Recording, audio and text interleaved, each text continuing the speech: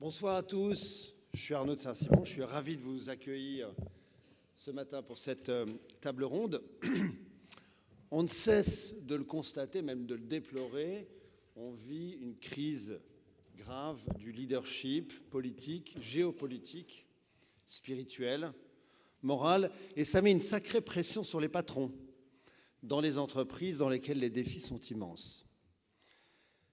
Composer avec un monde complexe qui va à 200 à l'heure, transformer des modèles économiques, gérer la pression des actionnaires, des marchés, des clients et des salariés, rester dans la course, toujours dans la course à l'innovation, motiver, faire grandir les équipes, plus que jamais en quête de sens, relever le défi de la transformation écologique, interagir de plus en plus avec la société. Rien n'est plus fascinant et flou en même temps que le leadership.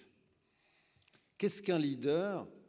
Qu'est-ce que doit être un leader au XXIe siècle? Est-ce qu'il doit être doté d'une vision? Ça, c'est sûr. Mais de plus en plus difficile dans une économie en transformation permanente. Doté de courage, c'est pas si sûr, en tout cas pas forcément prioritaire pour nos intervenants, vous le verrez. Est-ce qu'il doit être exemplaire? Oui. Ça, c'est une exigence qui monte. Est-ce qu'il doit être cohérent et aligné? Est-ce qu'il doit être innovant? Parce que finalement, son rôle, c'est de transformer les organisations, ça c'est sûr. Est-ce qu'il ne faut pas une part de folie aussi? Quand est-ce qu'il doit donner envie, au risque d'enjoliver l'histoire, ou au contraire, admettre les difficultés en toute transparence et humilité? Est-ce qu'il doit être admirable? Oui, admirable, je viens de lire une chronique dans les Échos sur le leader doit être admirable. Ce n'est pas forcément une prédisposition, mais est-ce que ce n'est pas un besoin des autres et même un besoin à assumer? Est-ce qu'il doit être unique, comme c'est encore souvent le cas, ou partager ce leadership, comme de plus en plus de théories managériales le suggèrent? Est-ce qu'il doit avoir le sens de l'intérêt général, être altruiste? Est-ce qu'il doit être un servant leader, comme disent les Américains, dont la mission est de faire grandir les autres?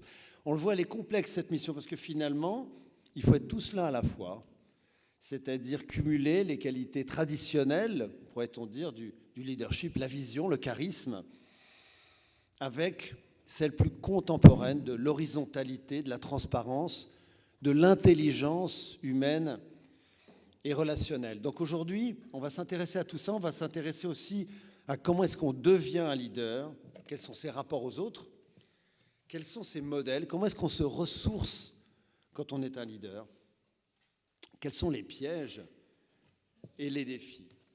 Autant de questions et bien d'autres que je vais poser à mes 5 intervenants. Alors, je vous rassure, s'il y a une chose qui est claire, où le monde n'a pas changé, c'est qu'on n'a qu'une femme et 4 hommes. Donc, de ce point de vue-là, le XXe siècle est encore là. Voilà, donc je suis un petit peu obligé de commencer avec Nathalie Loiseau, que j'ai mis à ma droite, bien au chaud.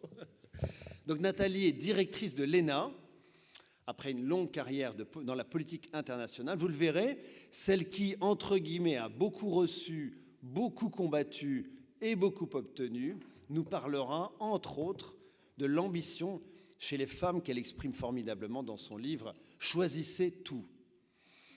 Éric Lombard, à ma gauche, directeur général de l'assureur Generali, a mené une carrière dans la politique, dans de précédents gouvernements, dans la finance, chez Paribas, et aujourd'hui chez cet assureur où il mène une politique sociale innovante, en parallèle avec de forts engagements dans la société et l'environnement. Arnaud Deschamps, qui est tout là-bas, à ma droite. Arnaud est le DG de Nespresso France, où il a fait toute sa carrière. Ce jeune patron incarne sans doute un nouveau type de leadership horizontal, transparent, accessible, et vous le verrez, avec des engagements. Bon, puis si vous avez des questions, je crois qu'il connaît personnellement Georges Clooney. Jérôme Bédier, qui est à ma gauche, secrétaire général de Carrefour, a fait sa carrière dans l'administration, le conseil, et dans cette grande maison qu'il a rejoint en 2011, au moment où un autre leader, Georges Plassat, reprenait la direction et les commandes d'une entreprise à laquelle il fallait administrer un traitement de choc. Et là-dessus, Jérôme ne s'en cache pas, et il nous raconte ce que c'est que le leadership dans la tempête et la difficulté. Enfin, Jean-François Rial, Jean-François est un ancien financier et en 91, dans le Sahara, comme Syntex, il a eu une révélation que sa passion de jeunesse, le voyage, c'était là-dedans qu'il voulait faire carrière. Et donc, il dirige Voyageurs du Monde depuis une vingtaine d'années, prestigieuse enseigne de voyage, haut de gamme, sur mesure. C'est un patron très social. Il verse 30% des bénéfices aux salariés. Il est aussi très médiatique et très engagé dans des causes environnementales, notamment le tourisme humanitaire et humanitaire. Alors, je vais, pour commencer, vous demander à chacun quel est le principal défi à laquelle votre entreprise est confrontée, et pour vous, quelles sont les 3 qualités dont le leader a besoin pour y faire face. Nathalie. Bonjour et merci. Merci pour la présentation qui a été faite. Principal défi pour une école comme l'ENA aujourd'hui, former les leaders de demain à des métiers qu'on ne connaît pas encore dans un contexte qu'on ne connaît pas forcément. Donc au lieu de reproduire l'acquis, de reproduire l'ancien, c'est inventer un nouvel enseignement avec des nouveaux défis tous les jours. Ce sont des défis qui sont positifs, hein. Ce n'est pas ce que j'appellerais une difficulté, c'est une partie encore plus intéressante du travail. Mais reproduction de l'ancien, reproduction des savoir-faire d'hier, ça ne vaut plus, ça ne compte plus. Donc quitter le monde de la certitude pour celui qui accueille le doute, par exemple. Entraîner non pas à donner les bonnes réponses, mais à se poser les bonnes questions. C'est complètement autre chose et c'est renverser le principe de ce qu'est une grande école. Ça nous fait un bien fou, mais c'est aussi un travail énorme. Voilà, c'est en 2 mots ce que vous leur direz, parce que je crois que lundi, vous accueillez votre nouvelle promotion, 120 étudiants, dont un quart qui viennent de l'étranger. Voilà, dont 30 étrangers, oui. Voilà.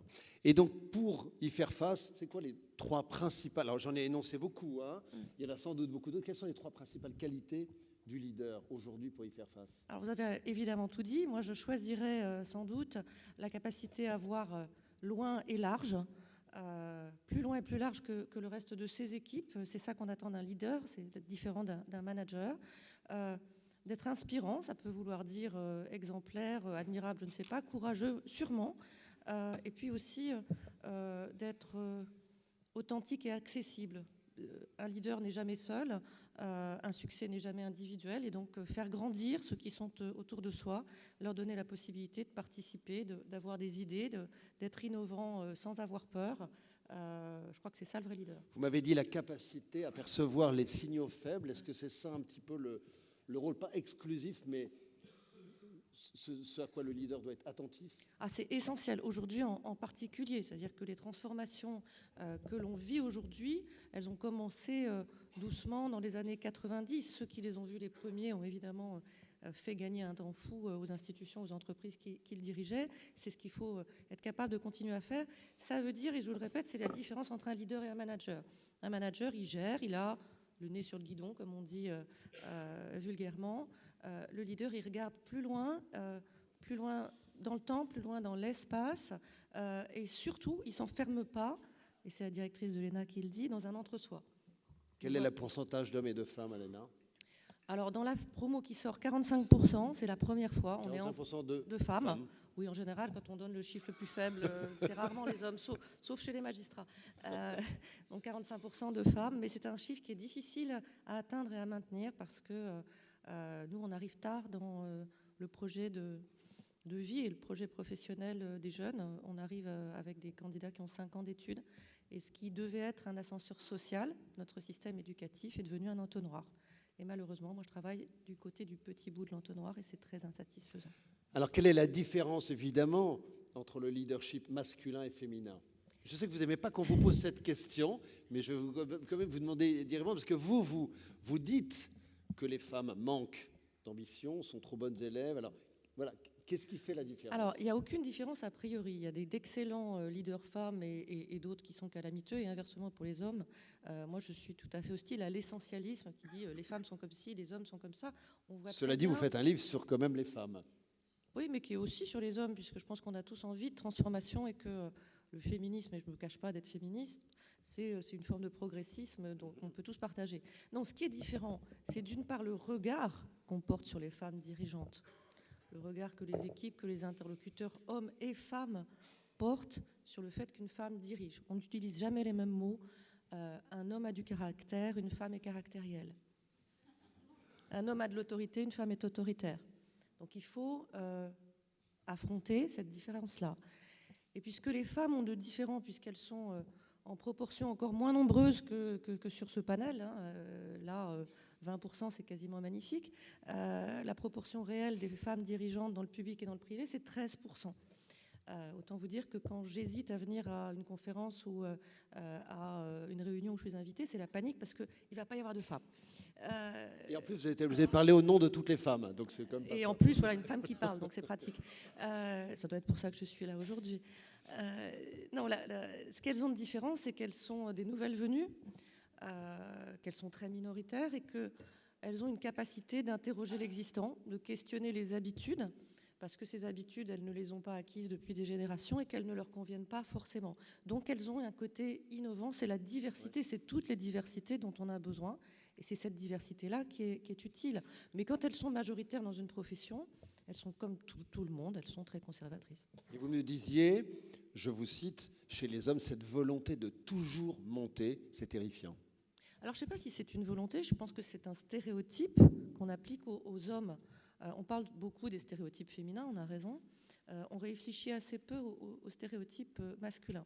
J'ai fait une conférence sur la place des femmes au Japon. Alors je vous laisse imaginer, c'est le Premier ministre Shinzo Abe qui me l'avait demandé. Vous l'avez faite au Japon ? Je l'ai faite au Japon, oui, dans une salle où il y avait 95% d'hommes. Donc trouver le biais pour qu'ils aient envie de m'écouter n'était pas absolument évident au départ. Et j'ai commencé en leur parlant du caractère écrasant des stéréotypes qui leur étaient imposés à eux, les hommes. Alors ils sont tous réveillés, ils ont tous demandé la parole en disant que c'était insupportable, tout ce qu'on attendait d'eux en tant qu'hommes. Après, ils ont compris que ce qu'on attendait des femmes était peut-être aussi pesant. Mais je suis intimement convaincue que cette idée que si on est un homme, il faut être ambitieux, il faut vouloir monter toujours plus haut, plus fort. Et si on est une femme, il faut penser quand même à sa famille, à protéger son équilibre. C'est aussi enfermant pour les uns que pour les autres. Et aujourd'hui, il faut peut-être simplement se demander qui a envie de quoi. Jean-François, il voulait réagir. Non, ce débat homme-femme leadership m'a toujours interpellé parce qu'en fait, je pense que dans chacun d'entre nous, il y a une part masculine et une part féminine et qu'aujourd'hui, les quelques femmes que je connais qui sont des grandes entrepreneuses, elles sont quand même très, très, très masculines. Et je connais un certain nombre d'hommes qui dirigent des entreprises qui ont des parts féminines bien plus importantes que certaines de ces femmes. Donc je ne suis pas sûr que ce soit un problème femme-homme. C'est un problème de... On voit bien quelles sont les qualités féminines, hein, sensibilité, compréhension des autres, moins d'envie de pouvoir, plus d'intérêt général. Bon bref, on les connaît les qualités féminines. Elles sont d'ailleurs fondamentales dans le monde moderne de demain. Mais je ne suis pas sûr que ce soit un problème de femme ou d'homme. C'est plutôt un problème de personnalité de chacun des leaderships. Franchement, il y a beaucoup de femmes qui sont pires que les hommes en termes de qualité managériale, quoi. Enfin, je suis désolé de dire ça, mais c'est quand même la vérité. Hein. Dans un débat, il faut une femme. On a Nathalie Noiseau. Et puis, il faut quelqu'un qui désorganise le débat. Mais ça, je savais que ça serait Jean-François. Alors maintenant, Jérôme a envie de répondre et me perturbe mon conducteur. Et c'est très bien. Vive la disruption. Jérôme, vous vouliez réagir ? Arnaud nous a dit qu'il fallait un débat très vivant. On n'hésite pas à interagir. Non, moi, je voudrais dire que dans la vie professionnelle, je vois très peu de différence entre les hommes et les femmes. Peut-être la seule différence qui existe, c'est que quand on propose un poste, une promotion à une femme, elle se pose la question de savoir si elle est capable de l'exercer, alors qu'un homme se la pose très rarement.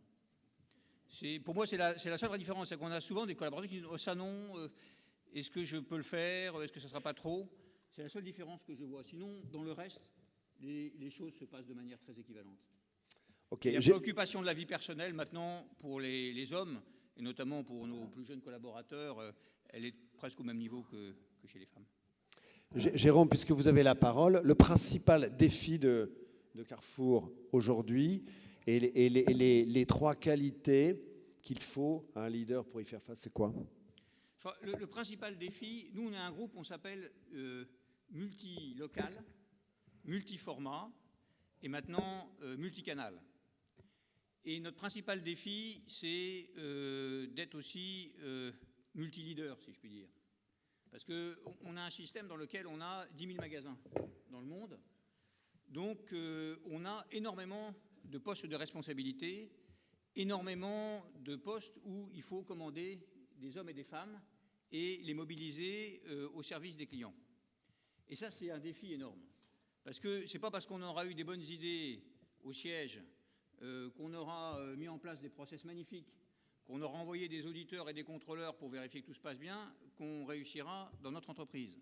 Pour réussir, il faut qu'on ait partout, là où ils sont, des leaders intelligents, alors à des niveaux différents, dans des ambiances différentes, et qui aient la capacité à comprendre bien où va l'entreprise, ce qu'elle doit faire, pourquoi elle doit gagner, et qui en même temps puissent travailler sur la diversité des collaborateurs que nous avons dans le monde et à l'intérieur des pays. On a des collaborateurs qui viennent de métiers très différents, qui sont d'origines très différentes, qui sont d'âge très différents, et il faut qu'on soit capable de diriger tout ça avec beaucoup d'efficacité et d'engagement. Le risque pour une entreprise comme la nôtre, c'est parce qu'on a été assez finalement capable de réussir dans le passé, même si vous donnez une image de Carrefour qui est qu'on est dans la tempête absolue. On est quand même dans une situation qui est un peu moins mauvaise qu'elle n'a été. Et on a eu dans le passé... C'était en 2010-2011. Dans le passé, on a beaucoup vécu avec un projet qui a très bien réussi, quoi. Et le risque, dans ce cas-là, c'est que comme on a réussi avec ce projet, eh ben, on s'y cramponne, on reste dedans, on n'en bouge pas, et on ne voit pas que le projet d'aujourd'hui, c'est le même que celui d'avant, mais il est quand même un peu différent. On a pas mal évoqué, et dans mon introduction, on va l'évoquer, le besoin d'un nouveau style de leadership plus horizontal, plus convivial, plus partagé. La grande distribution, c'est quand même encore, me semble-t-il, un domaine dans lequel il y a de grands patrons charismatiques et assez solitaires, non ? Solitaire. Est-ce qu'elle a fait sa révolution managériale et du leadership, la grande distribution ? Solitaire, je crois pas. Solidaire, peut-être pas non plus toujours. Non, ce que je pense, c'est que le vrai défi, il est dans le style de management sur le terrain. Parce que le leadership, moi je crois beaucoup à l'importance du leadership de terrain. C'est pas simplement le leadership, quelque chose des quelques happy few qui sont les mandataires sociaux du CAC 40 ou les grands dirigeants d'entreprise. Et je pense que sur le terrain, nous venons d'une organisation qui a quand même été assez militaire. Ouais. Qui était une organisation, il y avait des grands effectifs, on recrutait, on avait des process, c'était très militaire. Et on a eu un moment la tentation de se dire notre entreprise sera magnifiquement puissante si on arrive à centraliser tout ça et à faire vibrer tout le monde au même rythme. Et ça, justement, maintenant, on en revient. Et donc, il faut qu'on soit capable de créer un esprit de responsabilité sur le terrain et faire en sorte qu'il y ait des cultures qui se développent, qui soient des cultures en synergie les unes avec les autres, mais qui puissent être adaptées au milieu local. Vous m'avez cité ce fameux bouquin sur la faillite de la pensée managériale. Vous m'avez dit le leader, il doit avoir une culture générale. Oui, ça c'est... Bon, je ne sais pas si vous connaissez Dupuis, qui écrit un très bon bouquin sur le management. Il a écrit un premier bouquin qui s'appelle Lost in Management, qui explique que plus on a de process, moins les gens se sentent managés. Et il en a écrit un deuxième qui s'appelle La faillite de la pensée managériale. Ouais. Et il a mis en exergue de ce bouquin une phrase assez inattendue. C'est une phrase du général de Gaulle dans Vers l'armée de métier, qui dit la science du commandement, c'est-à-dire l'exercice du commandement, c'est-à-dire du management en gros, enfin du leadership, repose sur la culture générale. Ce qui est très inattendu. Qu'est-ce que ça veut dire, ça ? C'est une belle phrase, on peut y adhérer, mais ça veut dire quoi concrètement ? C'est inattendu de la part d'un militaire qui a écrit un livre sur l'armée de métier. Ça veut dire que le chef, son métier principal, c'est d'être ouvert au monde extérieur. C'est d'être capable de dialoguer en permanence avec l'extérieur, de mettre l'entreprise en relation, de comprendre ce qui est en train de se passer et d'éviter ce syndrome qui est dramatique d'un enfermement de l'entreprise sur elle-même. Le bruit interne d'une grande entreprise peut être énorme et peut nous empêcher d'écouter l'extérieur. Et ça, c'est une fonction fondamentale qui est de pouvoir être relié à l'extérieur. Et d'ailleurs, il y a dans la culture générale une capacité à être avec les gens. Si vous connaissez les endroits où ont été les gens, si vous parlez un peu leur langue, etc., vous êtes avec les gens. Alors, et ça change tout. J'avais quelqu'un avec qui je travaillais qui disait finalement le management, c'est de connaître les gens, notamment les collaborateurs, et de les reconnaître. C'est-à-dire qu'un manager qui ne sait pas nommer un certain nombre de collaborateurs, qui ne les connaît pas, qui n'est pas capable de poursuivre un dialogue qu'il a entamé quelque temps avant avec eux, en fait, il ne manage pas vraiment. Et pour le faire, bon, alors ça c'est une conviction personnelle, mais je pense qu'il faut vraiment aimer les gens. Je ne sais pas si vous aviez vu le film de Barbet Schroeder sur Idi Amin Dada. Non. C'est un très beau film sur le management et le leadership. Idi Amin Dada, qui aimait les gens, d'une certaine manière. Mais justement, Idi Amin Dada, il y a cette scène fabuleuse où il fait une compétition avec ses collaborateurs dans la piscine. Puis à un moment, il voit qu'il y en a 2 qui sont en train de le doubler. Donc il prend la piscine en diagonale, il leur fout un grand coup pour arriver le premier. Et puis après, il y a une autre scène qui est assez amusante dans laquelle il apprend le management à ses ministres. Donc ils sont tous derrière une table et ils écrivent ce que dit le leader. Et le leader leur dit justement, alors ils sont tous en train de noter, « People must love the leader ». Alors ils écrivent tous « People must love the leader ». Et en fait, la réalité, c'est que le leader must love the people. C'est-à-dire que si on est capable de bien connaître les collaborateurs, de repérer les talents, d'être au contact des gens qui sont là, d'aimer finalement le métier, d'aimer, enfin pour nous en ce qui nous concerne, être dans un magasin le matin, de voir les produits, de voir ceux qui les mettent en place, etc. À ce moment-là, je pense qu'on peut avancer avec tout le monde et faire avancer l'entreprise. Vous parliez de culture générale, Jérôme, vous m'avez beaucoup parlé de Napoléon quand on s'est parlé. En quoi ça vous inspire en tant que patron ? Bon, alors Napoléon, on en a beaucoup parlé, on a beaucoup écrit. Non, Napoléon, il y a quelque chose qui est assez frappant dans son leadership. Concrètement, comment est-ce qu'il peut inspirer un dirigeant aujourd'hui ? Il y a quelque chose qui est frappant, c'est que, en fait, beaucoup l'adoraient. Ses soldats l'adoraient. Il avait créé, alors il y avait beaucoup de gens qui le détestaient, mais il avait créé autour de lui une véritable affection, un véritable contact. Et esprit de sacrifice aussi, quand même. Pardon ? Et esprit de sacrifice. Oui, ça pouvait aller jusqu'à l'esprit de sacrifice, mais en fait, les gens l'aimaient bien parce qu'ils les reconnaissaient. Il était capable de reconnaître un soldat qu'il avait vu 3 ans avant une autre bataille. Il leur attrapait l'oreille. Les plus valeureux, il prenait sa Légion d'honneur, il leur mettait, il leur agrafait à l'uniforme. Enfin, c'est quelqu'un qui avait cette capacité, enfin les gens en tout cas ressentaient ça, ressentaient quelqu'un qui s'intéressait à eux. Voilà. Éric, quel est le principal, j'imagine qu'il y en a beaucoup, mais quel est le principal défi de Generali ? Et vous, en tant que leader, patron, quelles sont les qualités qui vous semblent, et les talents qui vous semblent les 2 ou 3 talents qui vous semblent les plus essentiels pour y faire face ? En fait, il n'y en a pas beaucoup. Il y en a un qui est central. Pas beaucoup de défis ou de talents ? Pas beaucoup de défis, pas beaucoup de talents qu'il faut non plus. En fait, je pense qu'il faut essayer de simplifier les choses. Le défi d'un assureur traditionnel, il est très simple. L'assurance est un vieux métier qui existe depuis plusieurs siècles et dans une forme organisée depuis presque 2 siècles. Et le défi d'un assureur aujourd'hui, c'est de se transformer suffisamment vite pour éviter que l'assurance demain soit fournie exclusivement par les Google, Apple ou Amazon de ce monde. Donc c'est un défi extrêmement simple. C'est une réalité, ça, que les GAFA puissent fournir un service d'assurance demain. Alors, la réalité, c'est qu'ils y réfléchissent, tous.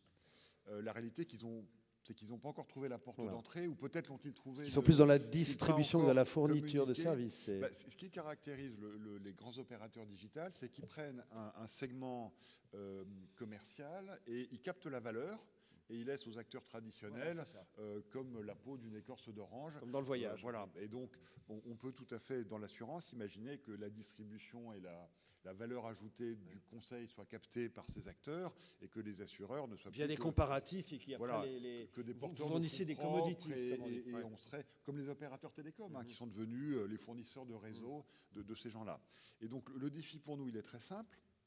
Comment est-ce qu'on révolutionne nos entreprises suffisamment vite pour que la qualité de service parce que ça tourne autour du client, évidemment, que la qualité de service soit telle que si demain matin Google arrive avec une offre d'assurance, nos clients disent non mais quand même chez Generali, je connais mon conseiller, mon courtier, mon agent, la qualité de service est telle que C'est jamais j'irai voir ailleurs. la réhumanisation du service. Eh comme on bien, dit beaucoup. c'est que l'assurance est un métier technique où on regardait le résultat technique de la branche auto, de la branche incendie, nanananer. Et demain, c'est un métier qui doit s'occuper des clients et vérifier que M. de Saint-Simon, qui est client chez nous, il est Bien content. sûr. Et que quand il a un problème, enfin s'il n'est pas client chez nous à la fin de À cette session, la j'espère fin de la qu'il le table. sera, il soit content, rassuré. Et donc, c'est extrêmement simple à expliquer. Je pense que tout le monde le comprend. La difficulté qui fait le lien avec le management, c'est pour que ça marche, il faut que chacun des collaborateurs de Generali, puisque en l'occurrence on parle de Generali, mais ait bien compris cela et ait une interaction avec chaque client, tel que le client ait bien compris que ce client était pour nous un interlocuteur important et était vital pour la compagnie. Quand on s'est parlé, vous m'avez parlé d'exemplarité, on en entend beaucoup parler, mais concrètement, qu'est-ce que ça veut dire être exemplaire pour un leader aujourd'hui dans une entreprise? Donnez-moi un exemple. Alors, je vais faire un petit détour, si vous le permettez. Il y a deux trucs très compliqués pour un chef d'entreprise ou un chef, quand on parle de leadership ou d'exemplarité, c'est qu'on est juste des gens comme les uns et comme les autres, et il se trouve que le parcours nous a conduit à cette position. Donc, la difficulté de l'exemplarité, c'est que parler d'exemplarité, ça ne veut pas dire qu'on est exemplaire. Il ne faut pas tomber il y a de la sincérité dans ce piège-là. Nous ne sommes pas exemplaires. Nous sommes extraordinairement humains. Voilà. Simplement, l'exemplarité, ça veut dire que nous sommes obligés d'essayer fortement de faire ce que nous demandons à tous. Prenons un exemple très simple. L'entreprise moderne est une entreprise de dialogue. Jérôme l'a dit, c'est une entreprise beaucoup plus horizontale où chaque collaborateur a un rôle clé dans la réussite du projet collectif. Et donc pour ça qu'il faut qu'il y ait du dialogue. Et ce que doit faire le leader, c'est être exemplaire dans le dialogue avec chaque interlocuteur de l'entreprise. C'est-à-dire que... Ça se concrétise comment, ça? Eh bien... Est-ce que c'est avoir sa porte ouverte? Est-ce que c'est des réunions informelles régulières? Eh bien, ça se concrétise en toute situation de dialogue. Alors, que ce soit dans une réunion ou quand on va voir les gens qui sont sur le terrain, sur les plateformes téléphoniques, dans les agences, il faut que la nature du dialogue que nous avons avec toute personne, et avec les clients aussi, soit précisément exemplaire, c'est-à-dire que nous soyons en permanence à l'écoute, et à l'écoute respectueuse et bienveillante. Et l'idée du patron à qui on dit quelque chose qui est perçu comme pas approprié, qui dit voilà, et qui rejette ça, a un impact dramatique parce que nous sommes observés. Et si à un moment donné, on ne respecte pas quelqu'un qui s'adresse à nous, les gens ne s'adresseront plus à nous. Et si les gens ne s'adressent plus au patron, ils ne vont plus s'adresser à leur patron, et après, ils ne s'adresseront même plus à leurs collègues. Une des qualités essentielles du leader, vous m'avez dit aussi, c'est déléguer, savoir déléguer et faire confiance. Concrètement, vous, dans votre quotidien, ça veut dire quoi? Alors, ça s'exprime comment? Moi, j'ai toujours pensé que la confiance était un levier formidable et que quand on faisait confiance à quelqu'un, les personnes se dépassaient et que c'était un levier de motivation beaucoup plus important que l'argent, par exemple, ou autre. Faire confiance, alors il faut évidemment connaître un peu les gens, et faire confiance, ça veut dire concrètement qu'on ne vérifie pas ce que font les gens, qu'a priori, quand il y a une erreur qui est commise ou quelque chose qui ne va pas bien, on part du principe que la personne a fait exactement ce qu'il fallait et que si les choses ne vont pas bien, c'est qu'il y a un problème objectif à traiter et qu'il y a un présupposé de talent, d'engagement chez la personne qui est face à soi. Et ça, c'est un levier qui est extrêmement puissant, encore une fois, parce que du coup, les personnes en qui on fait confiance se dépassent, alors que les personnes, c'est les process dont parlait Jérôme, les personnes à qui on ne fait pas confiance vont rester dans le champ étroit du mandat qu'on leur a donné, de la délégation qu'on leur a donnée. Et on perd énormément en investissement et en qualité. Jean-François, le principal défi de Voyageurs du Monde, c'est quoi et quelles sont les disons qualités que du du Nous, leader. il y a beaucoup de choses qui ont été dites que je vais essayer d'éviter de répéter, mais nous, on est dans un métier où on est confronté à une bourrasque d'impermanence. La géopolitique, le climat, la santé, Internet qui casse tous les codes. On est dans une industrie, si vous voulez, où tous les phénomènes, à la fois du disque, tel que la musique l'a vécu, ou de ce que vient d'évoquer Eric sur l'arrivée des GAFA dans notre métier, est systématique, quoi. Donc on est obligé, nous, on est confronté, et c'est mon principal défi depuis que je dirige cette entreprise, c'est de gérer l'impermanence, c'est-à-dire de ne pas louper les bons virages, de changer l'entreprise tout en gardant ses valeurs très fortes, pour l'adapter au monde dans lequel elle est, pour pouvoir lui permettre de continuer à faire un truc très simple, être utile à ses clients, lui apporter de la valeur ajoutée à son client et se différencier. Alors, c'est des mots qui paraissent simples, mais en pratique, c'est extrêmement difficile. Par exemple, nous, on était un voyagiste sur-mesuriste extrêmement pointu, avec des spécialistes pays. On avait plus de 200 spécialistes pays. On avait pris ce virage il y a 20 ans en faisant du voyage en individuel. On était à peu près les seuls sur le marché. Puis on a eu à la fois des concurrents des intermédiaires comme nous qui sont arrivés, et puis surtout la vague de l'Internet qui permettait aux clients de faire tout seul. Il a fallu répondre à ça. Donc je dirais que chez moi, mon obsession permanente, c'est qu'est-ce qui change autour de nous, le contact avec l'extérieur, je dirais s'adapter en permanence de façon forcenée. Alors qu'est-ce qu'il faut faire pour ça? Pour pouvoir y arriver, pour l'instant on y est arrivé. Vous avez sûrement tous entendu parler de mes confrères de Fram qui font pas du tout le même métier que nous, et ce qui leur est arrivé.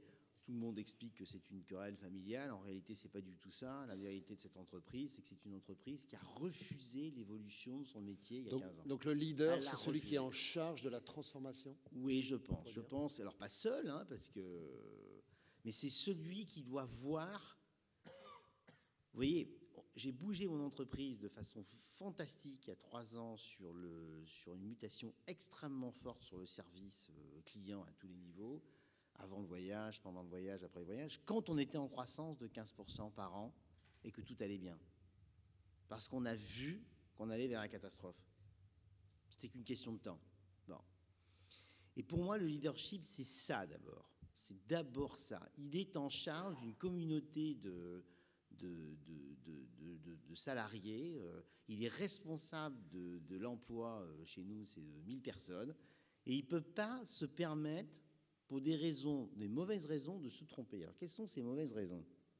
Il y en a pas mal chez les leaderships.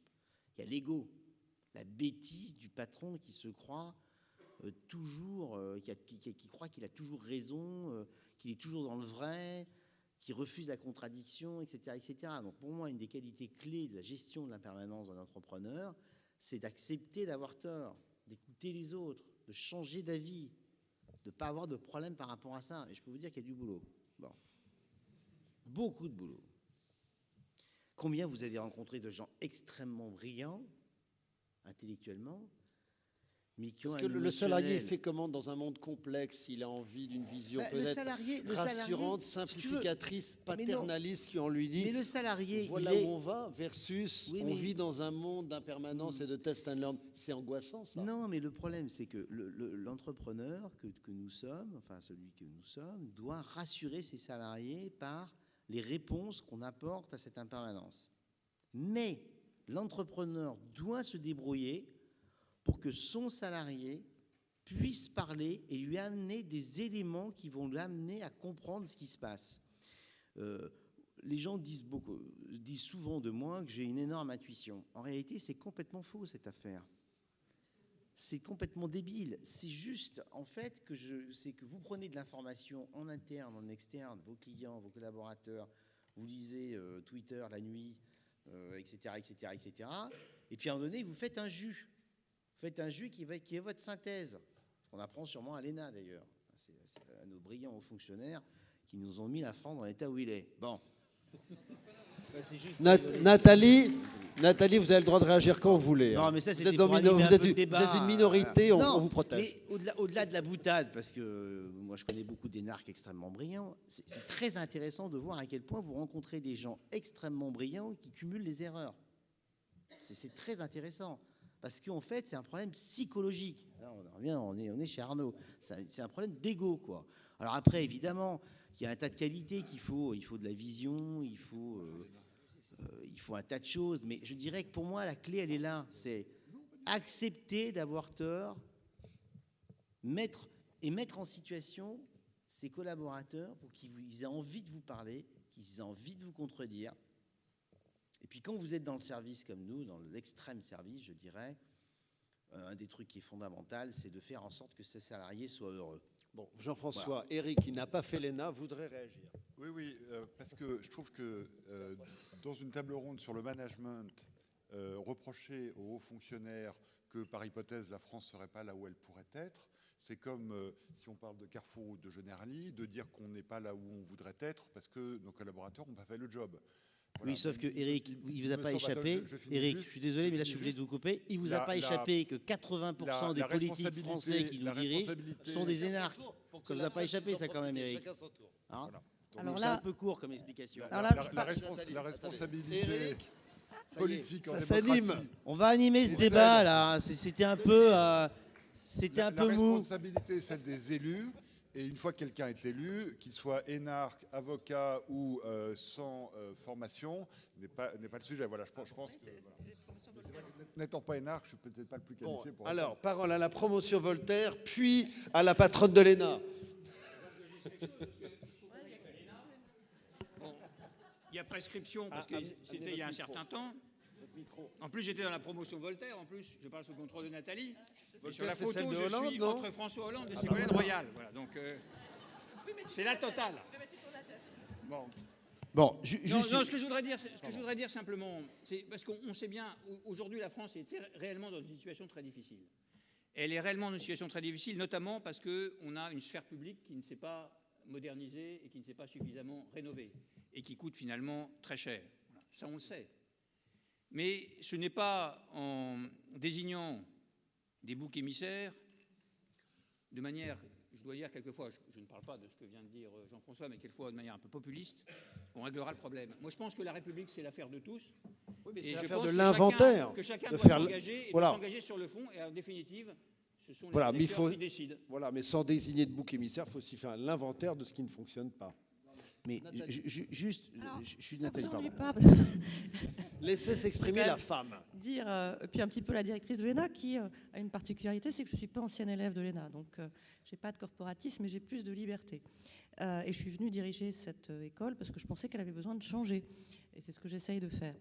Ceci étant, il n'y a qu'en France que quand on a des problèmes, on va chercher qui est le coupable et de préférence pas soi, plutôt que de se demander ce qu'on va faire ensemble pour s'en sortir. Vous nous avez dit tout à l'heure, vous avez parlé d'un voyagiste qui n'avait pas su s'adapter. Alors, si j'étais une fonctionnaire bornée, je vous dirais la France s'en sort pas parce qu'il y a des entrepreneurs qui ne savent pas voir le monde changer. Ça réglerait quoi ? Vous dites 80% de nos politiques sortent de l'ENA. C'est totalement surréaliste. 2% des anciens élèves de l'ENA font de la politique à niveau national. Ça veut dire que les gens que nous avons formés et que moi je continue à former, ils sont là où on a besoin d'eux. En ce moment, mes élèves sont dans les préfectures, en train de s'occuper de l'état d'urgence, en train de faire des perquisitions auprès de certaines personnes radicalisées. Et le reste du temps, ils font l'accueil des réfugiés et ils font le service civique. Je pense qu'ils rendent service à leurs concitoyens et que c'est pour ça qu'ils sont venus et que c'est pour ça qu'ils sont hauts fonctionnaires. Et je n'ai pas le sentiment depuis le 13 novembre qu'on pense qu'il y a trop d'États. Je pense qu'on a besoin d'un État qui fonctionne bien, qui se transforme, c'est vrai, mais qui fonctionne bien. Et surtout, moi j'ai vécu un peu partout dans le monde, je ne me suis pas contentée de voyager, j'ai passé beaucoup d'années sur les 5 continents. Il n'y a que dans mon pays, et ça me fait beaucoup de peine de voir ça, que face à une difficulté, on se divise et on se montre du doigt, au lieu de se rassembler et d'essayer de faire ensemble des choses différemment et plus intelligemment. On a tous besoin de se transformer, l'État, les entreprises. S'agissant des politiques, on est tous électeurs et donc on est tous responsables des politiques que nous élisons. Jean.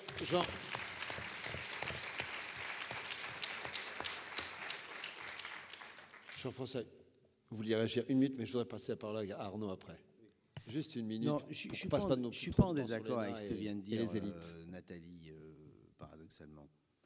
J'ai bien sûr fait de la provocation, mais néanmoins, on ne peut pas ne pas s'interroger sur le fait qu'on est dans un pays qui, depuis 30 ans, refuse de se réformer, alors que tout le monde, de quelque bord politique ce soit, je dirais pour les gens raisonnables, clairvoyants, on sait tous ce qu'il faut faire sur l'éducation, sur les réformes nécessaires à libéraliser le chômage, etc., etc., etc., et on ne les fait pas.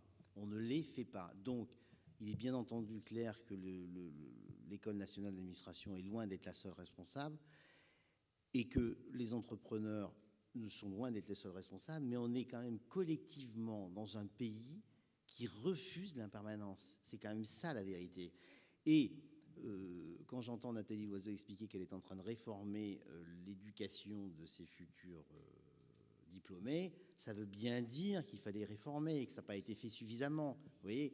Et clairement, on est dans un pays où on rencontre énormément de gens brillants, mais qui n'agissent pas. Et quand vous me dites que 2 ou 3% des politiques sortent de l'ENA, c'est probablement vrai, vous connaissez ça mieux les choses que moi, mais on voit bien quand même qu'ils ont un mode de pensée assez unique quand même, et qui refusent de bouger les lignes.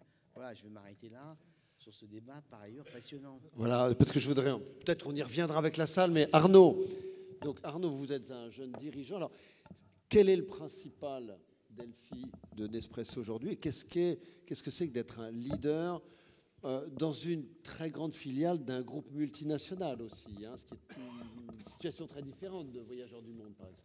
Oui, mais en même temps, je vais faire le lien avec ce que vous venez de dire, c'est que Nespresso, on est une société innovante et on est une société du XXe siècle et le défi pour nous, c'est d'être une société du XXIe siècle. Donc pour ça, il faut continuer à s'adapter, innover tout le temps, partout, dans nos organisations, dans nos modèles de fonctionnement, en matière de développement durable, dans tout ce qu'on fait, il faut innover et c'est comme ça qu'on sera une société du XXIe siècle.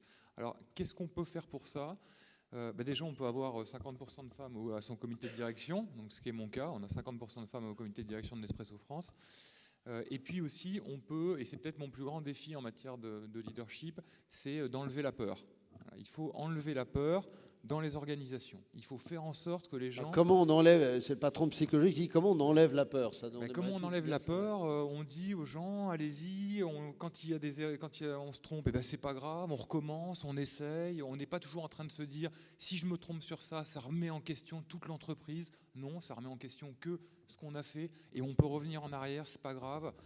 Et puis, il faut arrêter d'avoir peur des concurrents. On a des gens qui regardent tout le temps les concurrents. Et moi, je dis à mes collaborateurs, si vous regardez tout le temps les concurrents, vous allez finir... la culture du test and learn, quoi. Ouais, mais si on regarde les concurrents tout le temps, on va finir par être comme eux. Et du coup, on sera la même, on n'aura qu'une seule offre sur le marché.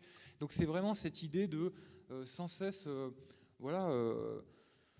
avoir de l'appétit, avancer, regarder le verre à moitié plein et vraiment enlever cette peur. La transparence aujourd'hui. C'est pas facile de retirer cette peur, comme vient de me le dire Nathalie, quand on était aussi peu élevé dans le goût du risque. Oui, non, absolument. Mais aujourd'hui aussi, il faut se rendre compte aussi, par exemple, que tout est transparent. On a encore dans les entreprises des gens qui cachent des chiffres, des dossiers, etc. Quand on voit que notre président, il est sur écoute, on se dit, mais je veux dire, tout ce qu'on cache, tout le monde le sait. Je passe mon temps à dire ça à mes collaborateurs. Dit, mais vous savez pas si on peut le dire, mais tout le monde est déjà au courant. Donc, moi, je cache des chiffres, je reçois des rapports de banque, il y a tous mes chiffres dedans. Donc, je me dis, bon. Donc, le monde est transparent, allons-y, ayons de l'appétit, enlevons cette peur, soyons. Ok, vous m'avez beaucoup dit, donné envie, vous m'avez parlé de cohérence et de congruence. Pardon. En tant que leader. Oui, valeurs de cohérence, congruence, il faut donner, écoute, empathie. En tant que leader, les principales qualités, donc il faut donner envie, il faut donner du sens. Alors il faut donner du sens parce qu'en France, on a toujours un petit peu cette tendance à tirer vers le bas le nombre de gens qui me disent, après tout, vous faites que du café. Le vin, c'est pareil, un Château Margaux, autre chose, c'est que du vin après tout. Et puis les vêtements, c'est que des vêtements. Et, bon, je veux dire, un voyage, c'est un voyage. Non.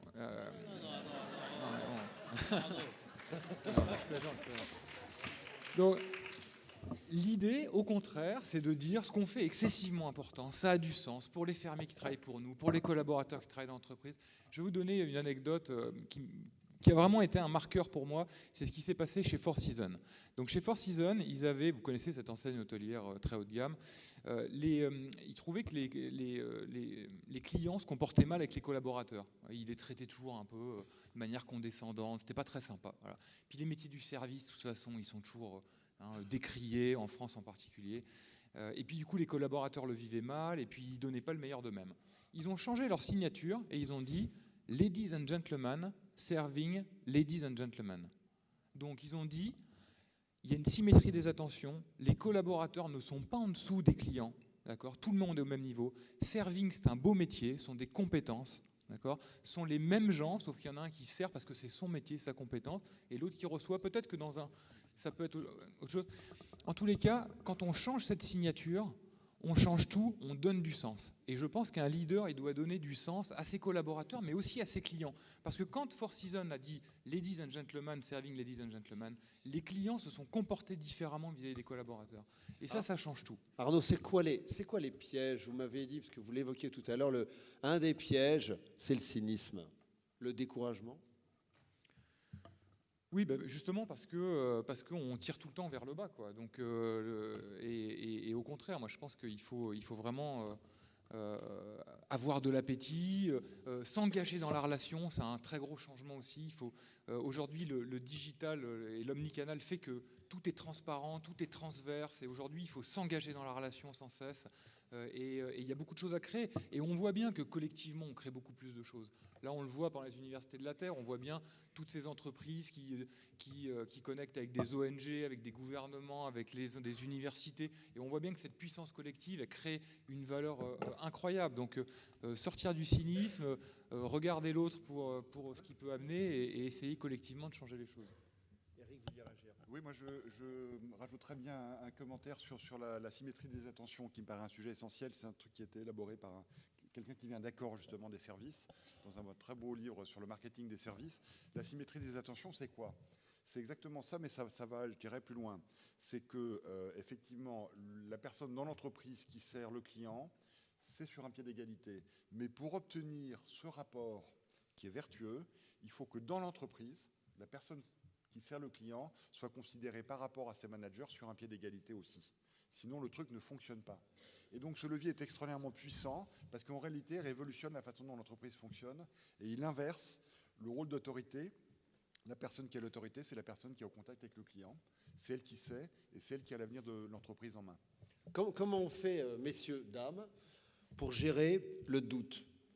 Le doute, la difficulté, le sentiment d'imposture. Est-ce que quelqu'un va oser parler du sentiment d'imposture ? Comment est-ce qu'on fait quand on est un leader et qu'on est traversé, éventuellement paralysé ? Est-ce que vous pouvez nous donner un exemple ? Jean-François. Toi qui as la réputation d'être cash. Non, mais moi je suis habité par le doute toute la journée, tout le temps, en permanence. Donc c'est pas tellement... Je pense que c'est... Moi, je cache pas grand-chose, vous avez compris, hein, d'ailleurs, un petit peu la personnalité que je peux avoir. Donc, mes collaborateurs sentent quand j'ai un doute. Quand j'ai un doute, moi... Comment ils sont quand ils voient que vous doutez ? Je pense que c'est pas tellement un problème si vous êtes globalement rassurant. C'est-à-dire que il y a un truc à dire, Arnaud, que je trouve très, très, très juste, absolument fondamental, c'est la transparence. Chez nous, tous les chiffres sont accessibles par tout le monde, tous les chiffres de vente, toutes les statistiques, quelles qu'elles soient. Et donc, si vous commencez à avoir un doute et vous voulez le cacher, ça va pas très très bien marcher. Moi, quand j'ai un doute sur un sujet mineur, je laisse mes collaborateurs trancher. Je m'en occupe pas. Arnaud, et quand j'ai un doute sur un sujet majeur, comment on gère le moment de doute ? Et quand j'ai un doute sur un sujet majeur, j'ai une règle d'or, je prends du temps. Je laisse décanter. Et généralement, au bout d'un moment, j'ai plus de doute. Il y a un truc qui est terrible, c'est de prendre une décision et de pas l'assumer derrière. C'est-à-dire de faire des va-et-vient. Ça, c'est très, très, très mauvais dans une entreprise. Voilà. Alors pour moi, le doute en matière de leadership, c'est quand vous sentez que quand vous captez les signaux faibles et que vous voyez ce qu'il faut faire, vous sentez qu'il faut faire ça, que tous ces signaux faibles vous donnent raison et que tous les gens autour de vous vous disent que vous avez tort. Et ça, c'est un grand moment de solitude en tant que leader. Alors on fait quoi, Arnaud? Parce que vous avez dit en même temps un des pièges et des erreurs, c'est le passage en force. Eh ben, alors moi je suis pour la démocratie, je suis pour le partage, je suis pour mais parfois il faut savoir tenir. Hein. Parfois il faut savoir tenir parce que c'est dur, parce qu'il y a beaucoup de bruit, parce qu'il y a beaucoup de gens qui vous disent non, non, non, non, et puis vous sentez bien que c'est ça, et de temps en temps il faut tenir bon et s'appuyer sur ses convictions. Nathalie, Alors, le doute, c'est bienvenu à Léna. Juste pour finir sur ça, je pense là où il faut faire attention, c'est quand les convictions deviennent des certitudes, en fait. C'est là où, à mon avis, on est sur la limite. Mais avoir des convictions, s'appuyer sur des valeurs profondes, s'appuyer sur quelque chose qui semble faire du sens, qui s'inscrit dans le mouvement de la société au général, non, il faut arriver à tenir bon, je pense. Nathalie. Alors d'abord, oui, douter. Comment c'est plutôt déprogrammer bon signe. des élèves qui n'ont pas Douter, été c'est élevés plutôt dans cette bon culture. signe parce que ça veut dire qu'on est accessible à la réflexion, on est accessible au dialogue et qu'on ne part pas bille en tête en étant persuadé qu'on est le meilleur et qu'on sait tout à l'avance. On a même fait de cette capacité à douter un atout pour les candidats qui se présentent à nos concours.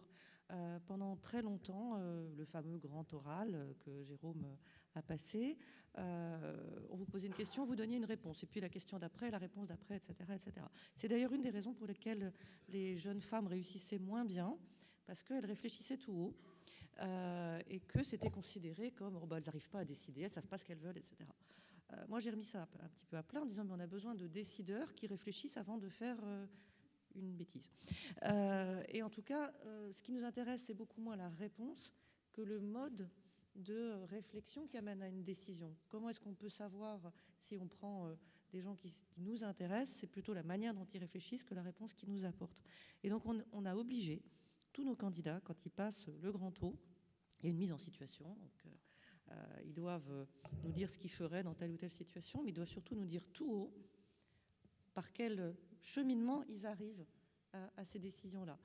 Beaucoup d'hommes ont détesté ça au début, parce qu'ils étaient plutôt habitués à donner une réponse, et puis derrière, il y a même pas peur, même pas mal, je sais puisque je suis bon. Et on leur disait, mais c'est pas ça qui nous intéresse.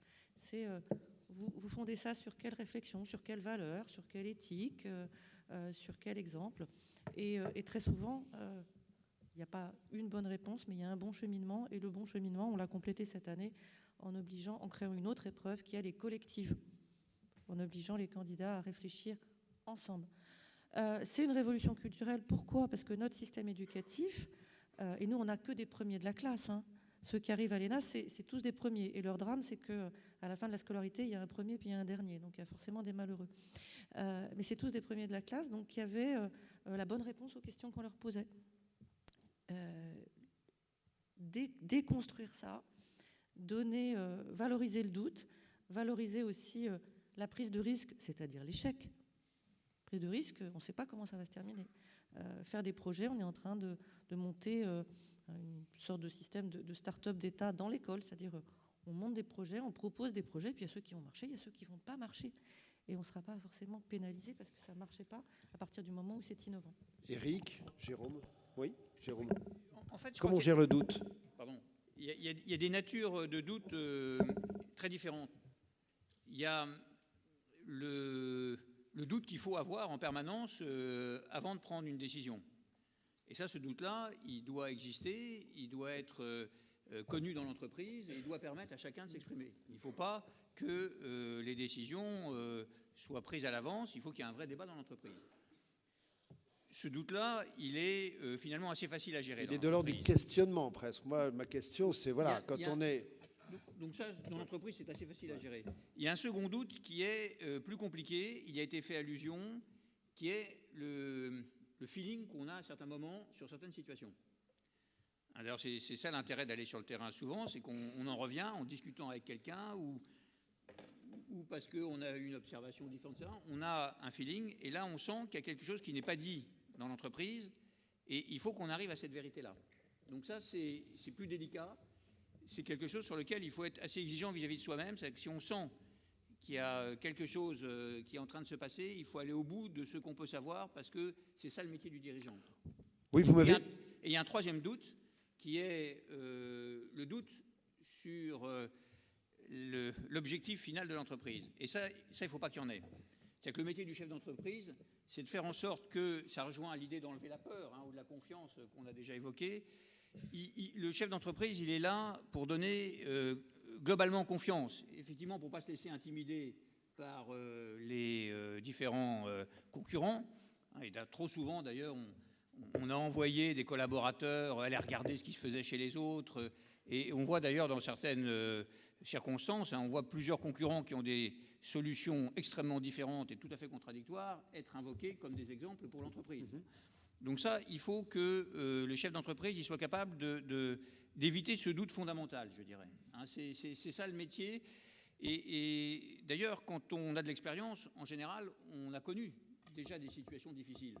Et donc, on sait que les situations difficiles, ça existe, et que si on a les bons réflexes, on peut véritablement, même si ça dure un peu de temps, sortir des orages. C'est une image que j'aime bien dans Tintin, dans l'Étoile mystérieuse, où il y a une tempête terrible. Ils sont vers l'Islande, il y a une tempête terrible. Tintin n'arrive pas à dormir, il sort, il met son ciré, il sort. Milou manque de passer par-dessus bord, etc. Il arrive exténué à la coupée, où il y a Haddock, tout guiret, qui lui dit « Belle brise, Moussaillon !» Ça c'est... Haddock, là, est un vrai... Oui, c'est l'humour, et puis ici, en même temps, un vrai réflexe de chef, quoi. Ouais, non, juste sur le doute, je voulais dire... Évidemment, on peut avoir des doutes sur des choses très importantes, mais dans l'entreprise au quotidien, la plupart des choses qu'on a à faire, c'est des choses assez simples. Il n'y a pas besoin de douter pendant très longtemps. Je veux dire, on se met avec une équipe, on dit, on essaye et puis on verra bien. On fait ça dans une région ou dans un pays où on essaye. Et puis c'est souvent quand on fait qu'on apprend des choses. Hein. Je veux dire, voilà, moi j'ai longtemps joué au rugby, on pousse dans un regroupement, puis tout d'un coup ça part d'un côté, on se dit hop, voilà, c'est là. Donc il faut expérimenter, quoi. Il faut faire les choses. C'est en faisant qu'on apprend. C'est pas, sinon on peut y réfléchir pendant hyper longtemps, quoi. Et puis on voit pas. C'est comme quand on fait des études. À chaque fois que je fais une étude, je reçois les résultats, et après quand on le fait, ça n'a rien à voir avec ce qu'avait dit l'étude. Donc il y a un moment, il faut faire les choses, quoi. C'est dans l'action, quoi. C'est ce que j'essaye d'arrêter. Donc le doute, oui, c'est sûr que si Nespresso d'un coup je me dis tiens, est-ce qu'il y a un marché sur le tennis, bon, les gens vont se dire il a raison de douter. Mais au quotidien, c'est des choses simples. Et il faut s'enlever tout le temps cette histoire de doute permanent, quoi. Non mais je suis d'accord. Le doute n'est pas une question du quotidien. Dans le quotidien, si on travaille en collectif. Enfin, le collectif, c'est quand même une façon extrêmement efficace de résoudre les sujets. Le doute survient dans des périodes de crise. Moi, je vais juste vous raconter une petite histoire pour illustrer. Dans les services financiers, et là je vous apprends rien, la crise c'était l'époque Paribas de 2008. Enfin, j'étais patron de Cardiff, donc une compagnie d'assurance qui avait 150 milliards d'euros d'investissement. Donc la crise financière, les premiers craquements, c'est 2007. 2008, faillite de Lehman Brothers, on s'est dit que ça commençait à sentir le roussi. Il y a quand même eu une période où chaque semaine, une grande banque faisait défaut, ce qui était quand même un truc qu'on n'a pas vu souvent dans l'histoire. Et quand c'était des grandes, c'était des immenses banques, notamment anglaises ou autres, qui ont vraiment été au tapis. On a quand même transféré un quart du PIB mondial pour sauver ces établissements. Donc ça augmentait la dette publique à peu près d'autant. C'est une des raisons de nos difficultés actuelles. Et le truc a continué en capilotade début 2009. Quand on regardait les statistiques de fret mondial, j'ai jamais vu des courbes comme ça. C'était vertical vers le bas, c'est-à-dire qu'il n'y avait plus de commerce international. Et les marchés financiers qui étaient, le CAC était quelques années auparavant à 6 000, il est descendu au-dessous de 3 000. Enfin voilà, c'était voilà, l'ours blanc sur la banquise et la banquise fond, pour prendre un exemple actuel. Et donc, quand on gère 150 milliards d'actifs qui sont la garantie de ce que font les clients et qu'on se dit, mais on était à se dire que peut-être l'économie mondiale n'allait pas survivre et que le système allait juste disparaître. C'était vraiment l'état d'inquiétude où nous étions. On s'est réunis un dimanche entre patrons des compagnies d'assurance françaises. Et alors là, ce qui est vachement sympa dans ces cas-là, c'est quand on voit que les collègues sont dans un état d'apoplexie encore pire. Là, on se dit, bon, ça c'est vraiment difficile. Et bon, qu'est-ce qu'on a fait? Moi, qu'est-ce que j'ai fait? Lundi matin, on s'est réunis avec les équipes et on s'est dit, bon, de toute façon, voilà, le monde est fait de crises et les crises finissent par se terminer. On est une équipe qui est absolument remarquable. Jolie Brise Moussaillon, on revient aux fondamentaux du métier, on s'occupe de nos clients, on ne bouleverse pas quoi que ce soit qu'on a fait ces dernières années qui était juste vachement bien. Et puis effectivement, voilà, quelques jours après, on a vu qu'on avait touché le fond. Et on peut dire maintenant que mars 2009, c'était le fond. Mais c'est vrai que quand on s'approche du fond, il y a un moment de doute parce qu'on est nécessairement dans un territoire où on n'a jamais été. Et Enfin, c'est là. le doute pour les établissements financiers, il aurait dû être au moment où vous ne saviez plus où était l'argent. C'est-à-dire à partir du moment où vous avez perdu le contrôle des CDS et que tout le monde commence à s'assurer les uns les autres, ce qu'aucun particulier serait autorisé à faire, c'est là où on aurait dû avoir le doute. Ce n'est pas au moment où ça s'est effondré, il me semble. Alors pour être plus précis, en juillet 2007, c'est-à-dire 1 an et demi avant, ayant perçu ces doutes, mais il ne faut pas oublier que tout ce développement sont faits aux États-Unis, donc un petit peu loin de notre capacité d'intervention. Voilà, j'ai réorganisé avec mon équipe le bilan de la compagnie de telle sorte qu'on a passé tout ça sans dommage. Les doutes ont été perçus avant. Même en Europe, je peux vous dire qu'on a eu un mal de chien, nous opérateurs, parce qu'on voyait tout ça se craqueler, on voyait la banquise se craqueler, et prévenir les autorités politiques, mais ce qui est normal. C'est le rôle des gens de marché, des gens de terrain, de prévenir les politiques quand il y a un problème, et le rôle des responsables politiques ou administratifs, parce qu'en l'occurrence c'était aussi beaucoup la Banque Centrale Européenne, et de bien vérifier avant d'intervenir si ce que disent les opérateurs est juste ou si c'est juste du lobbying. Voilà. Mais oui, enfin, ce que collectivement l'industrie a permis était criminel, pour prendre un mot voilà, simple. Alors, on voit que vous êtes tous soumis à des défis immenses, de la pression. Comment on fait pour se ressourcer? Comment on se fait, pour ne pas être noyé dans l'opérationnel et le court terme, rester en veille et même se ressourcer personnellement? Quelle est votre recette les uns les autres? Nathalie, est-ce que vous méditez? Non, d'abord, il faut absolument sortir de la NAS et réfléchir différemment, vivre différemment, parce que sinon, on a soit le sentiment de toute puissance, qui est évidemment très dangereux, soit le sentiment d'être complètement écrasé, et dans les deux cas, on n'est plus un bon leader. Alors chacun sa recette. Moi, je ne suis pas du tout une solitaire, et je suis plutôt dans l'action que dans la méditation. Donc, je me ressource en étant avec les autres. Les gens qui vous disent, mais alors, votre temps à vous, etc. Moi, le temps à moi, c'est le temps avec les autres, mais d'autres très différents. D'autres qui se fichent pas mal de savoir ce que c'est que l'ENA. D'autres qui ne sont pas dans, j'allais dire, l'entre-soi parisien dans lequel, par définition, on vit quand même dans nos fonctions et dans nos positions. Qui ont d'autres préoccupations, d'autres manières de vivre, d'autres manières de voir, d'autres attentes. Et je trouve que ça, c'est quasiment une hygiène de vie, en tout cas pour quelqu'un comme moi. Jean-François, les rencontres, les lectures, vous aimez dévorer, hein? Oui, les rencontres, les lectures, les autres, mais aussi des besoins de solitude parfois. Il peut m'arriver d'annuler au dernier moment une journée de travail parce que ma tête chauffe, que je sens que je ne suis pas lucide et qu'il faut que je me repose. Et que donc vous êtes capable de dire lundi, j'annule tous mes rendez-vous, oui. Et qu'est-ce que je fais dans ces cas-là? Ça m'arrive. Je reconnais que ça m'arrive. Mais il vaut mieux faire ça que faire des erreurs. Et puis, moi, par contre, je pratique un peu la méditation parce que je suis un esprit un peu agité. Donc, il faut de temps en temps que je me calme. Et qu'est-ce que ça vous amène en tant que... C'est un grand sujet, la méditation, la pleine conscience, comme on dit. C'est un grand sujet en entreprise. Qu'est-ce que ça vous apporte?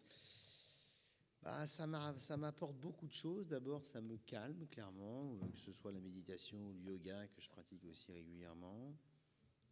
Ça me permet aussi de faire un voyage intérieur sur mes propres démons et les propres erreurs que je peux générer par mon comportement psychologique.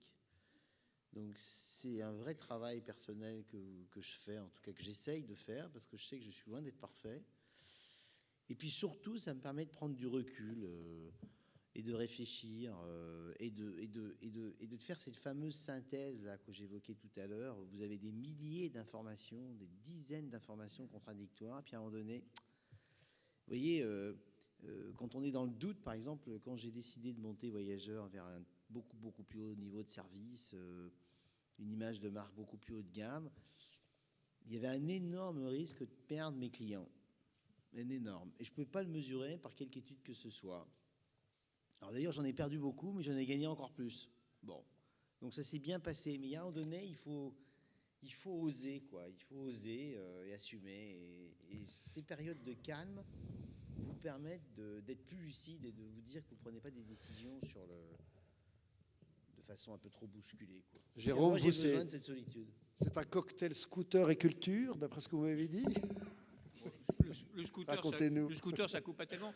Non, d'abord, je pense que Vous c'est m'avez dit que intéressant. c'était la liberté, le scooter. C'est- Hein, ça me permettait de Ouais. gagner Oui, c'est vrai. du temps pour Ça moi. fait gagner du temps. Non, Et je trouve que c'est intéressant, c'est qu'on peut aussi couper sur son lieu de travail avec ses collaborateurs. Vous voyez, nous, on fait ça de temps en temps chez Carrefour. Alors, quelquefois, ça étonne certains qui viennent, mais on peut passer 2 heures entre l'équipe là, du siège de Carrefour à parler de choses alors qui n'ont rien à voir avec notre métier. C'est-à-dire on parle du monde, des pays dans lesquels à quel on moment est, ou Est-ce qu'il y a d'autres. des moments Non. privilégiés? En général, on déjeune ensemble tous les lundis. L'équipe Ça- de direction? Ça peut durer 2 heures, 3 heures, 4 heures. Donc il y a une partie 6 où on heures, discute. j'avais lu dans la presse que c'était 6 heures les déjeuners avec Georges Et Plassa. ça peut être un peu plus. Et ça, on le fait d'ailleurs à tous les niveaux. C'est de temps en temps, dans une réunion, pendant un quart d'heure, on va parler de choses totalement différentes, où chacun d'ailleurs montre un peu ce qu'il est. Mais d'abord, ça permet de mieux se connaître. C'est pas inutile, ça permet de faire partir la pression à un moment, et c'est toujours utile. Et puis sinon, pour la vie personnelle, bon, c'est les La grands poésie. classiques, hein, il y a la famille. Il y a quand même la famille. Hein. Et la poésie, vous m'avez dit. Oui, la poésie, oui, parce que c'est une manière. La poésie, on peut en 2 minutes être parti dans quelque chose de complètement différent.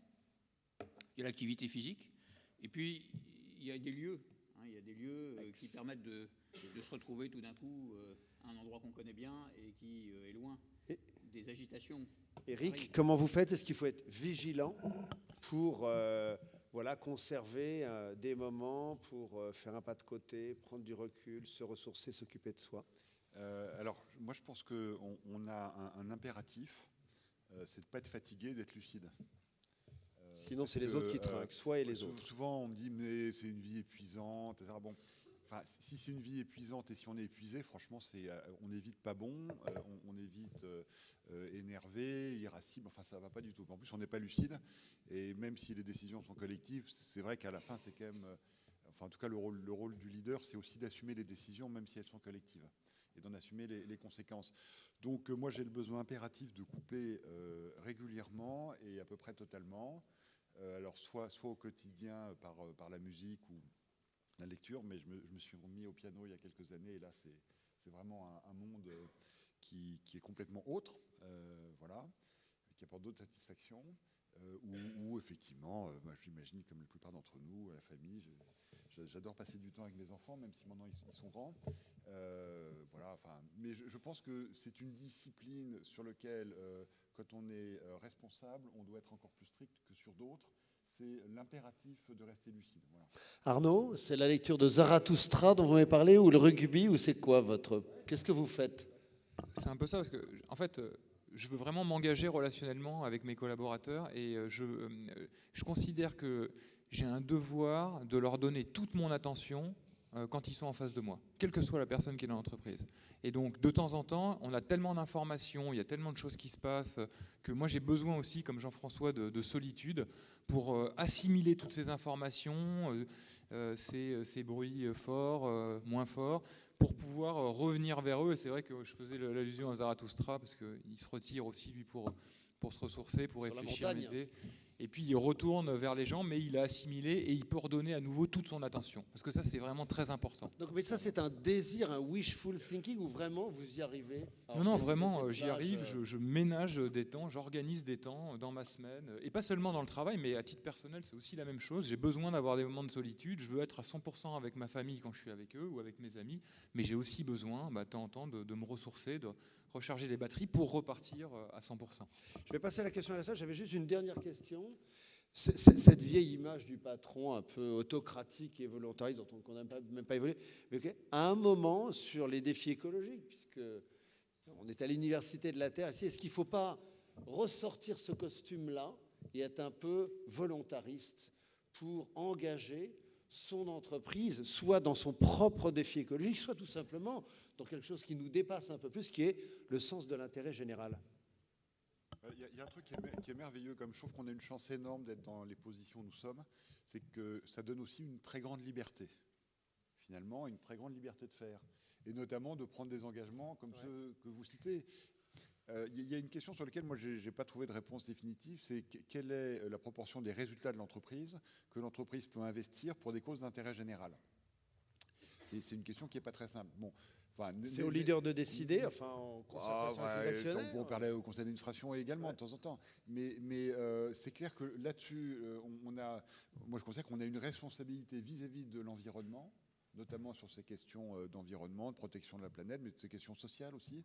Et donc, ça fait partie des sujets sur lesquels on a un devoir d'initiative. Mais je dirais, après, c'est à chacun aussi de voir sur quoi il veut mobiliser l'entreprise en dehors du mandat central de l'entreprise. Est-ce que ce n'est pas le rôle du leader, les uns et les autres, de justement essayer d'éviter le côté cosmétique et communication de l'engagement, mais avoir un peu le courage de certaines décisions qui ne plaisent pas forcément aux salariés parce que ça les emmerde, aux clients parce que c'est plus cher, aux actionnaires parce que ça fait baisser le résultat. Qui a envie de répondre?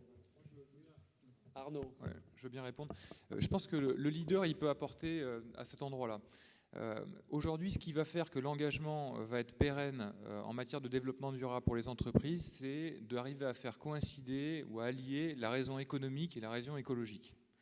C'est-à-dire que si on arrive à faire en sorte que nos nouveaux modèles économiques dépendent de notre engagement écologique, si on arrive à faire ça, alors ce sera pérenne.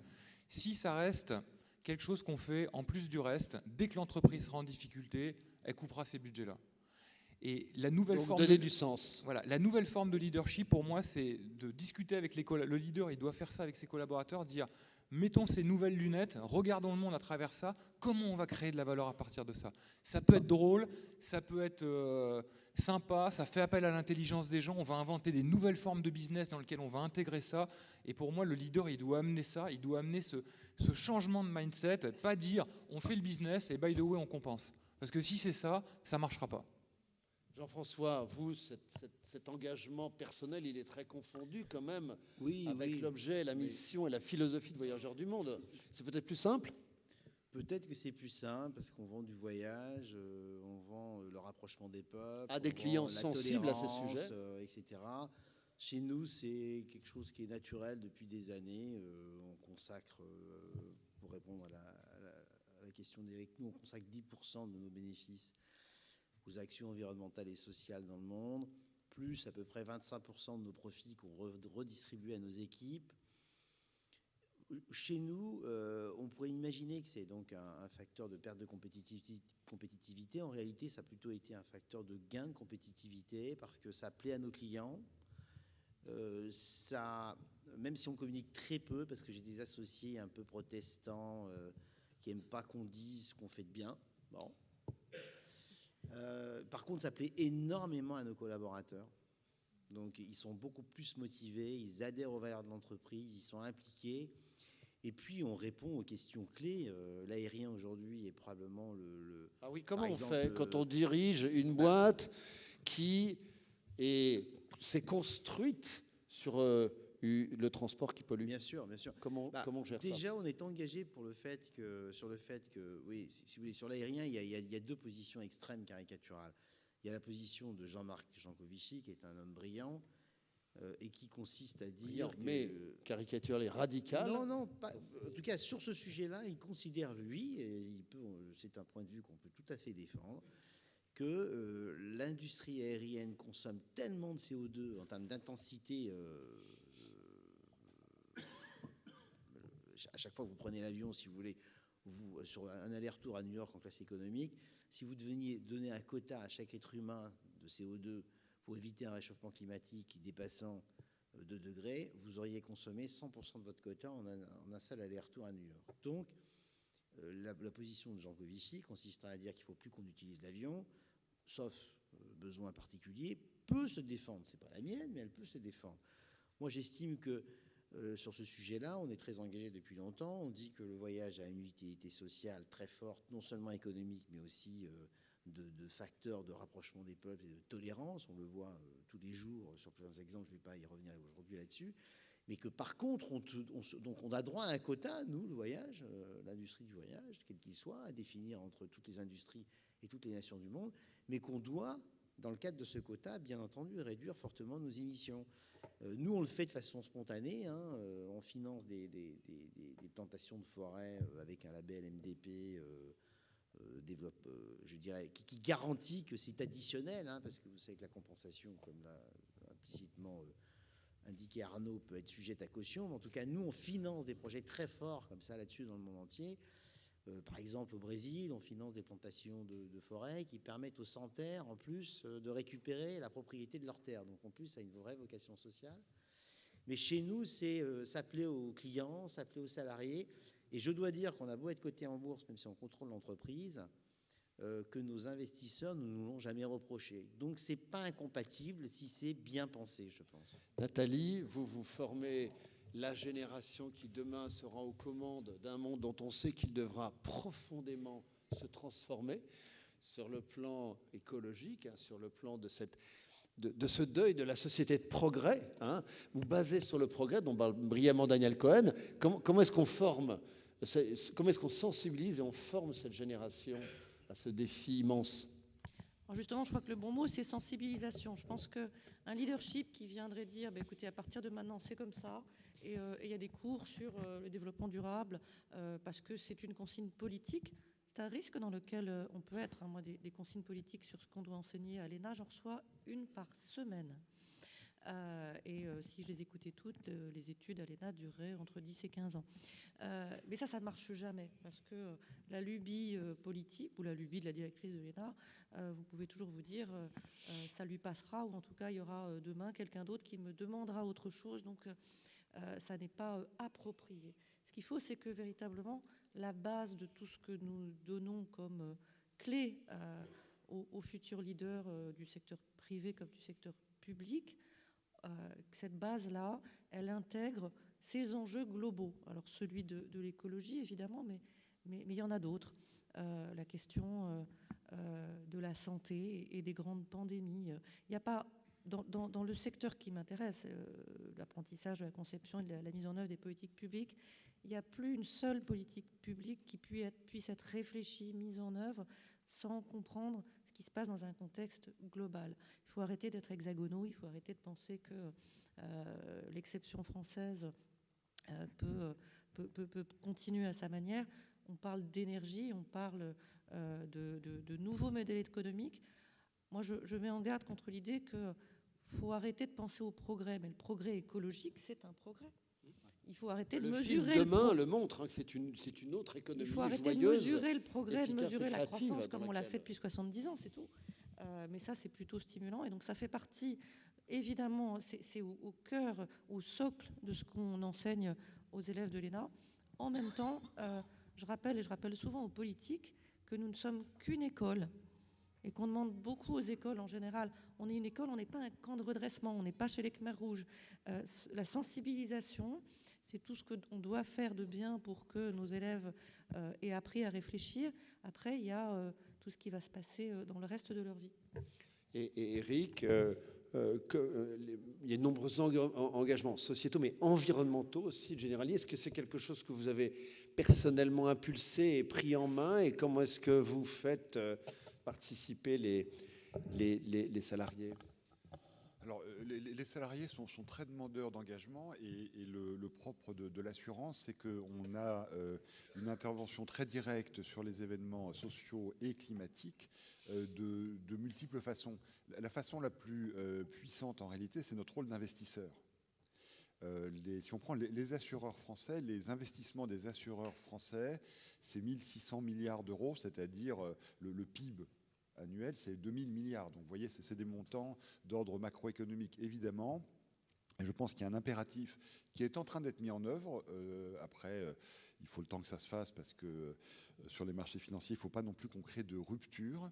Mais l'orientation progressive, et qui doit être très rapide à mon avis, de nos investissements au bénéfice d'entreprises qui n'émettent pas de carbone ou le moins possible, qui ont un rôle social positif, c'est quelque chose d'important. Et dans le même temps, naturellement, sortir du financement de toute activité trop polluante ou trop mauvaise pour la planète. Alors avec effectivement des questions compliquées. Le transport aérien, est-ce que le transport aérien est quelque chose...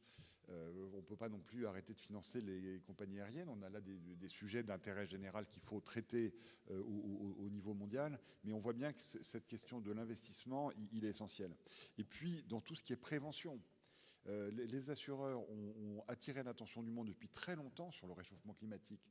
Parce que la réalité, c'est que le réchauffement climatique, ça produit déjà depuis des années des dégâts considérables. Ça coûte cher à refinancer. Que ces dégâts coûtent cher. Il ne faut pas dire que ça coûte cher aux assureurs, parce que les assureurs ne sont que les mutualisateurs. Oui, au final, c'est les primes d'assurance. Voilà, et si nous payons plus de sinistres, eh bien, malheureusement, les primes vont augmenter pour tout le monde, et notamment pour les entreprises, pour les particuliers. Jérôme, c'est vous, pardon, je vous coupe, parce que je voudrais passer la parole à la salle. Jérôme, c'est vous qui avez la charge et qui pilotez cette transformation écologique de Carrefour. Alors, au sein du comité de direction. Oui, c'est l'écologie, c'est plus globalement la responsabilité sociétale. Oui, la RSE, c'est vous qui la pilotez. Ouais. Nous, la décision qu'on a prise cette année, en 2015, c'est à notre Assemblée générale de présenter les résultats de l'entreprise en deux volets, les résultats financiers et la performance extra-financière. Et c'est ce que nous ferons désormais.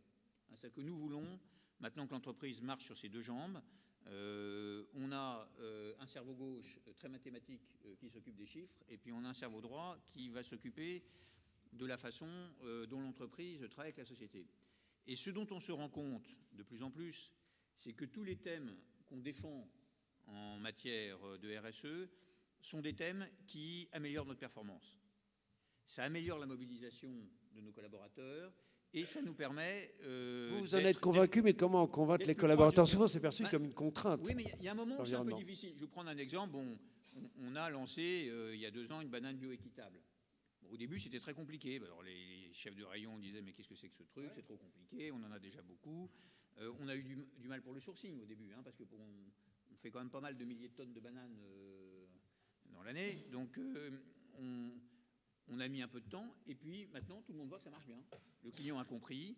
Donc c'est faire connaître les bonnes pratiques et leurs résultats. Je vous prends un autre exemple. On a mis en place un système d'économie circulaire dans lequel on utilise nos déchets organiques de magasins pour faire du biométhane, et avec ça, on nourrit nos camions de livraison. Donc on a lancé ça dans le Nord, on a décidé de généraliser, donc on aura à la fin de l'année prochaine 200 camions en France qui tourneront avec du biométhane. Alors, il y aura des déchets organiques qui viendront d'ailleurs, parce que Dieu merci, on ne produit pas autant de déchets organiques que ça. Mais ce qui est intéressant, c'est qu'au départ, on avait un petit doute sur la rentabilité de l'opération. Maintenant, c'est rentable. D'ailleurs, notre première politique environnementale qu'on a lancée il y a 2 ans, on l'a appelée anti-gaspi pour ça. Pour dire aux collaborateurs, on ne vous demande pas de faire de la vertu virtuelle.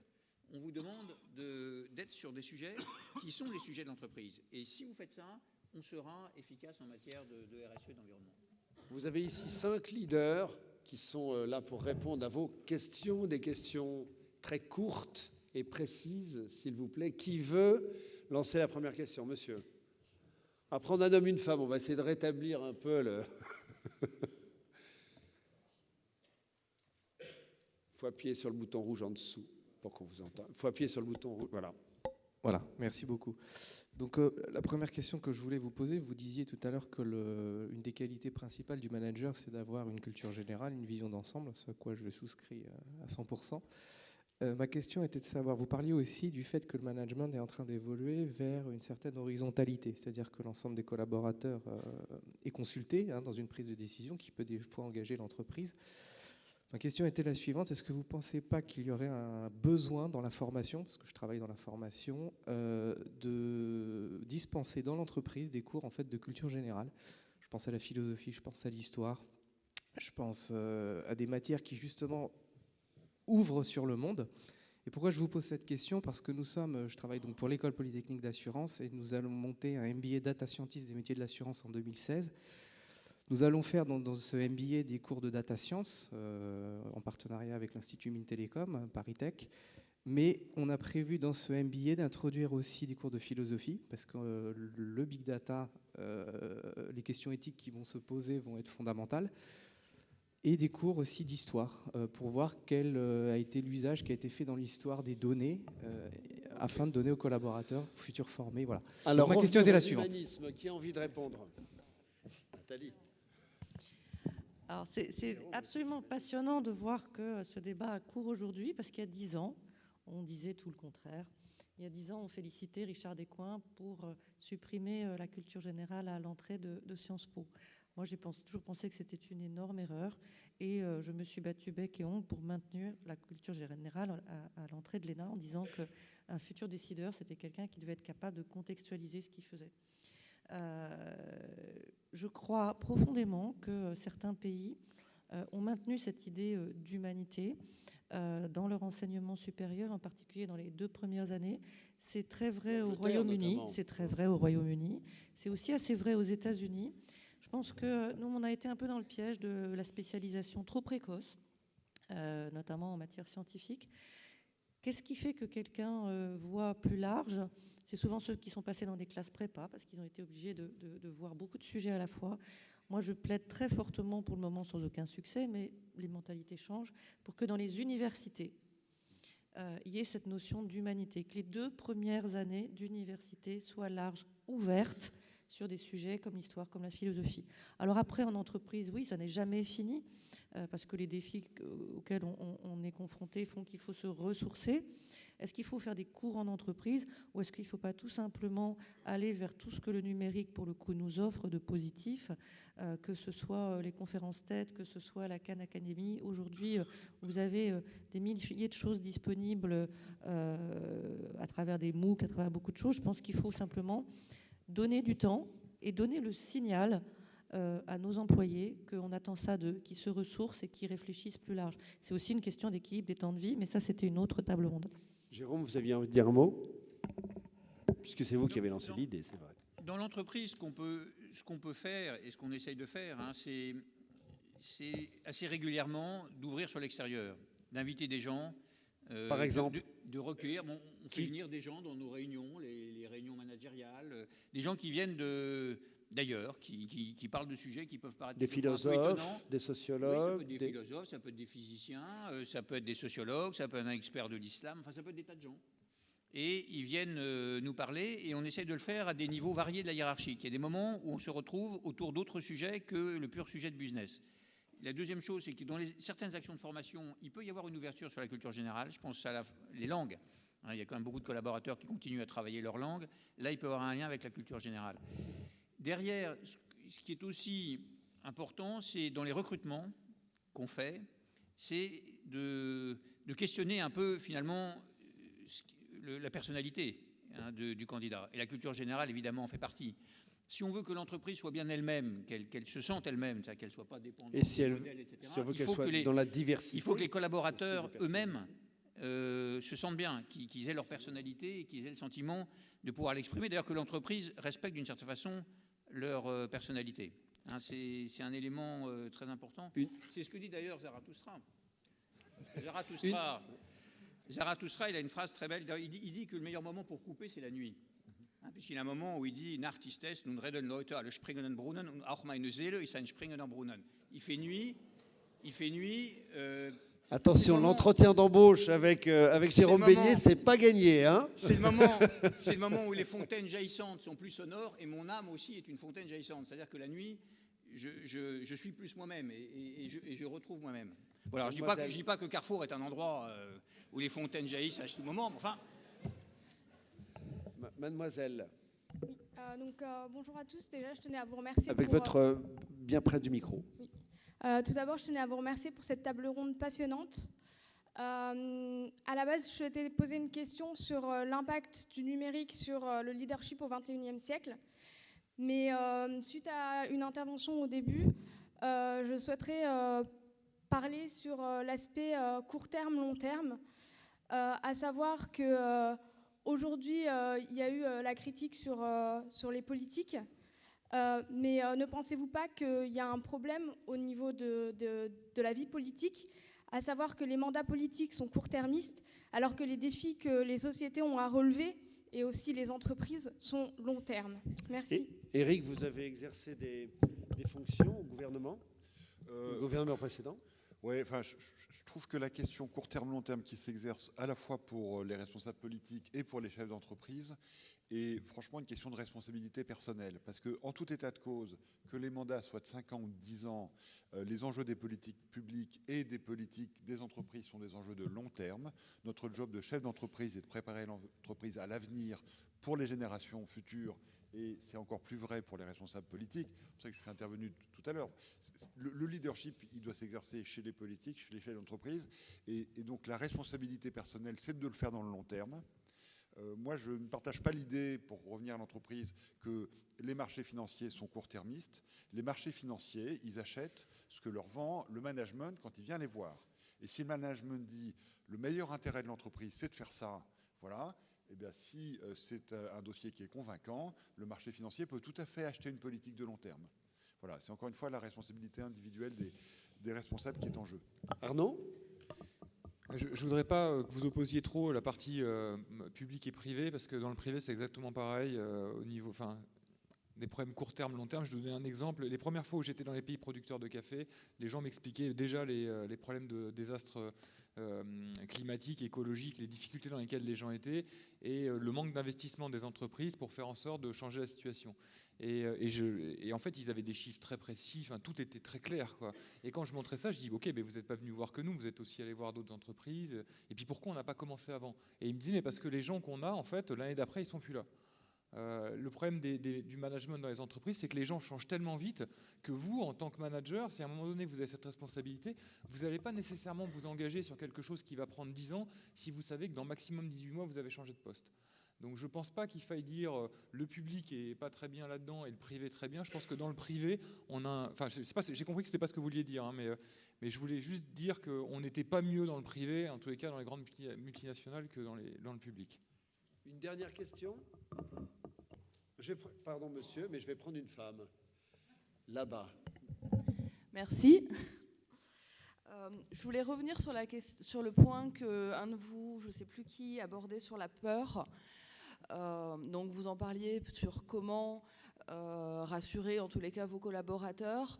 Moi j'ai le sentiment aujourd'hui que ça soit... Vous parlez de la peur de l'angoisse des collaborateurs là. Oui, mais ma question est plus générale, c'est effectivement, je pense qu'il y a énormément de gens aujourd'hui qui sont dominés par la peur, après des attentats, quand on parle de désastres écologiques, et qui réagissent vraiment sur leurs émotions et qui ne sont pas du tout réceptifs à un discours qui soit plus logique et rationnel. Et ma question c'est vraiment... Quelles sont un peu vos recettes, s'il y en a, pour les rassurer et les ramener dans un domaine qui ne soit pas simplement une réaction à ces peurs? Je vais demander à chacun de répondre, ça sera une conclusion. Jean-François, j'ai envie de commencer par vous, parce que la peur de voyager aujourd'hui, c'est une réalité. Et la peur d'accompagner peut-être les clients dans des pays difficiles, c'est une réalité. Comment vous faites? Bon, de toute façon, quand vous avez quelqu'un qui a peur de voyager dans un pays musulman, malheureusement, même s'il a tort de ne pas vouloir y aller, il ne faut pas l'encourager à le faire. Ça ne sert à rien d'aller perdre son loisir pour avoir peur tout le temps. Mais pour rebondir sur la question que vous posez, comment est-ce qu'on gère les collaborateurs qui ont peur? Déjà, en n'ayant pas peur vous-même.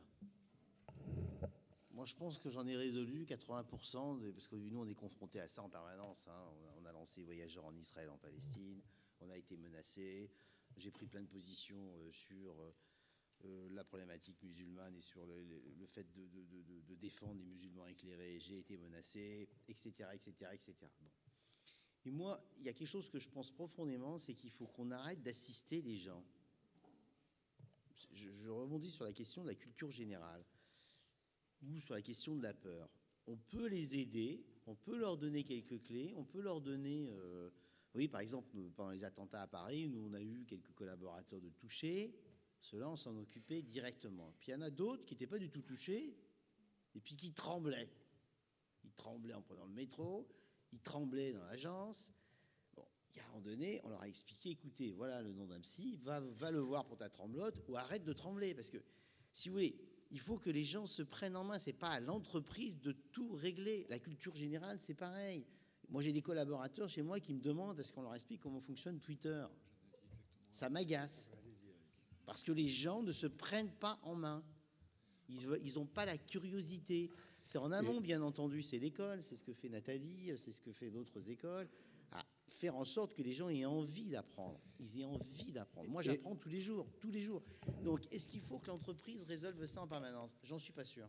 Éric, vous voulez réagir, puis après je passerai la parole à Jérôme, parce que voilà, comment on fait avec la peur, et notamment de rentrer dans les centres commerciaux qui sont souvent cités dans la presse comme cible d'attentat. Je suis désolé, Jean-François, j'ai un avis exactement inverse, mais cela dit, ça ne veut pas dire que j'ai raison, mais je vais du coup quand même l'exprimer. Moi, je pense qu'il faut que l'entreprise accepte que les personnes ont des émotions, parce que c'est ça qui caractérise d'ailleurs les personnes, et que, évidemment, les émotions n'ont pas toute leur place dans l'entreprise, mais quand même, on ne peut pas faire comme si ça n'existait pas. Il faut savoir écouter les émotions, en général, c'est aussi ça le rôle du manager et du leader, et dans certains cas, il faut aider à les accompagner. Et très précisément, après le 13 novembre, bon, d'abord, on a passé le week-end à essayer de vérifier qu'on n'avait personne de touché, et donc on a passé un week-end à s'appeler, à s'envoyer des mots les uns aux autres. Et puis, à partir du lundi matin, je dirais, on a ouvert l'arbre à palabres, c'est-à-dire qu'on a donné on a suggéré aux managers de laisser un temps de dialogue pour que les gens s'expriment et que les gens en parlent, parce que tout le monde était choqué, bouleversé, nous compris évidemment. Et on a aussi mis en place pour les collaborateurs des psychologues qui, pendant 2 ou 3 jours, ont... alors c'est vrai que c'est une grosse entreprise, il y a 7000 personnes, donc on a certainement des moyens, etc. Mais on a voulu montrer qu'il y avait une phase nécessaire d'écoute. On a demandé d'être moins strict sur les horaires, de laisser les gens arriver en retard, de ne pas venir si jamais... Voilà. Et puis au bout de 2-3 jours, le choc est toujours là. Il est, comme on le sait tous, toujours là aujourd'hui. Mais dans le travail, effectivement, on a repris les choses en disant, voilà, la première réaction à ce qui s'est passé, c'est de servir nos clients et de continuer à développer notre entreprise. Mais il m'a semblé que le fait d'accompagner cette émotion et de la partager dans l'entreprise était quelque chose qui était nécessaire. Jérôme, Nathalie, puis Arnaud. Nous, on a ouvert tous les magasins le lendemain, hein, sauf 3 ou 4 qui étaient dans le périmètre des fusillades et qui ont été fermés par la police. On a fait la même chose, hein, c'est-à-dire qu'il y a eu une réunion le matin entre les collaborateurs et ils ont parlé ensemble. Quelquefois, ça a duré un peu de temps, mais ça s'est très bien passé. Moi, j'ai eu l'occasion d'aller dans 2-3 magasins là, pendant le week-end et il y avait une ambiance très particulière entre les collaborateurs et avec les clients. Les clients, d'ailleurs, qui souvent remerciaient parce que le magasin était ouvert et une sorte de dialogue un peu spécial s'engageait. Alors on a pris aussi évidemment quelques mesures de sécurité, mais ce que je crois indispensable dans ces cas-là, c'est effectivement de se parler. Le management de la peur est le plus mauvais des managements, ça c'est sûr. Mais certains peuvent être tentés d'y recourir, parce que c'est le management des faibles. Si on a l'impression qu'on n'arrive pas à faire passer ce qu'on a envie de faire passer, on peut avoir tendance à user d'arguments d'autorité et de certaines menaces pour dicter les comportements. Mais ça, c'est très mauvais et c'est à proscrire. Et d'ailleurs, le rôle du management, c'est de vérifier que ceux qui sont en dessous ne procèdent pas comme ça. Ce qui n'est pas toujours facile, hein, parce qu'on ne peut pas toujours détecter exactement ce qui se passe. Il y a quelquefois une sorte de loi du silence qui peut exister, hein, surtout quand il y a beaucoup d'effectifs. Sinon, la peur, une entreprise fonctionne bien quand elle est fondée sur le principe de confiance. Maintenant, la peur, elle existe toujours. Depuis qu'on est jusqu'à la mort, on passe son temps à avoir peur. Hein. Et d'ailleurs, le combat de l'homme, c'est d'essayer de sortir de cette peur. Hein. Nathalie ? Alors moi, je reviendrai peut-être sur autre chose que l'ENA, mais ce que j'ai vécu auparavant, puisque j'ai été diplomate pendant plus de 25 ans dans des pays souvent à risque, et j'ai eu notamment comme responsabilité de gérer le ministère des Affaires étrangères et donc la sécurité de toutes nos ambassades à travers le monde, notamment au moment des printemps arabes, notamment l'Afghanistan. Donc cette question de comment on gère la peur, comment on rassure des collaborateurs qui sont exposés, elle se traite de différentes manières. D'une part, il faut accepter d'être exposé soi-même. On ne peut pas gérer l'ensemble du ministère des Affaires étrangères et pas aller soi-même en mission en Irak, en Afghanistan, là où on ose envoyer certains de nos employés.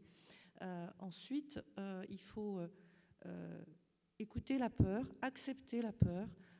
Moi, je préférais parfois que certains de mes collaborateurs me disent maintenant, il faut que je rentre parce que je commence à perdre ma lucidité, je commence à être inquiet tout le temps. J'étais beaucoup plus inquiète de gens qui disaient je n'ai jamais peur, pour moi c'est facile, etc. etc. C'était eux en général les plus exposés. Il faut savoir que quand on est vraiment exposé à des risques, on a un capital pour tenir le coup qui n'est pas infini. Il faut l'accepter. Et puis c'est là où on est ou on n'est pas un leader, c'est-à-dire qu'on est ou on n'est pas rassurant. On prend des décisions, parfois dans l'extrême urgence. Moi, j'ai dû prendre des décisions de donner l'ordre de tirer sur des manifestants qui essayaient d'entrer dans notre ambassade à Damas quand on en avait encore une. Alors là, c'est là où on est le patron. C'est-à-dire que la décision, ça pouvait être que moi, et il fallait que je la prenne, avec les risques que ça pouvait comporter, et avec, en interministériel à Paris, des gens qui n'étaient pas d'accord. Mais là, on ne se retourne pas, on ne cherche pas. Là, on n'est pas collégial. Parce que la vie des agents de l'ambassade à Damas, elle dépendait peut-être de cette décision-là.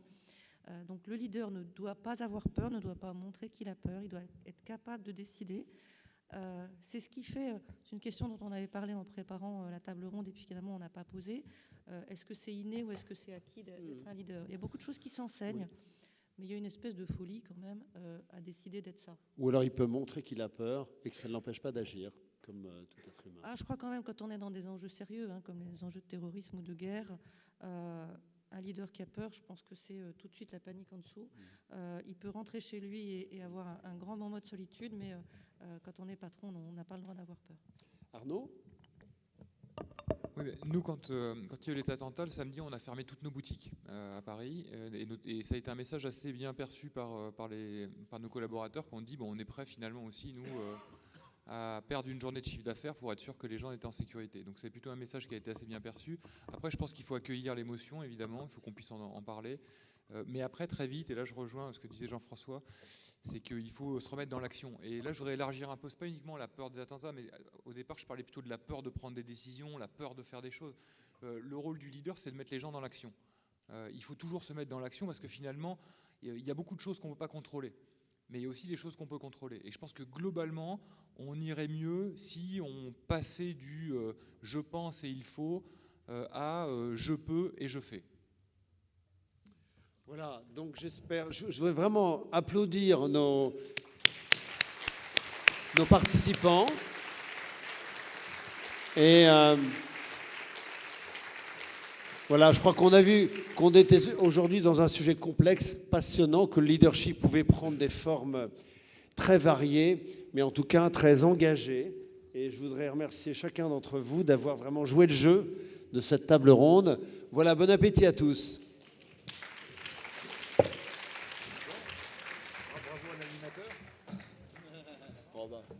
C'est le panel qui fait l'animateur.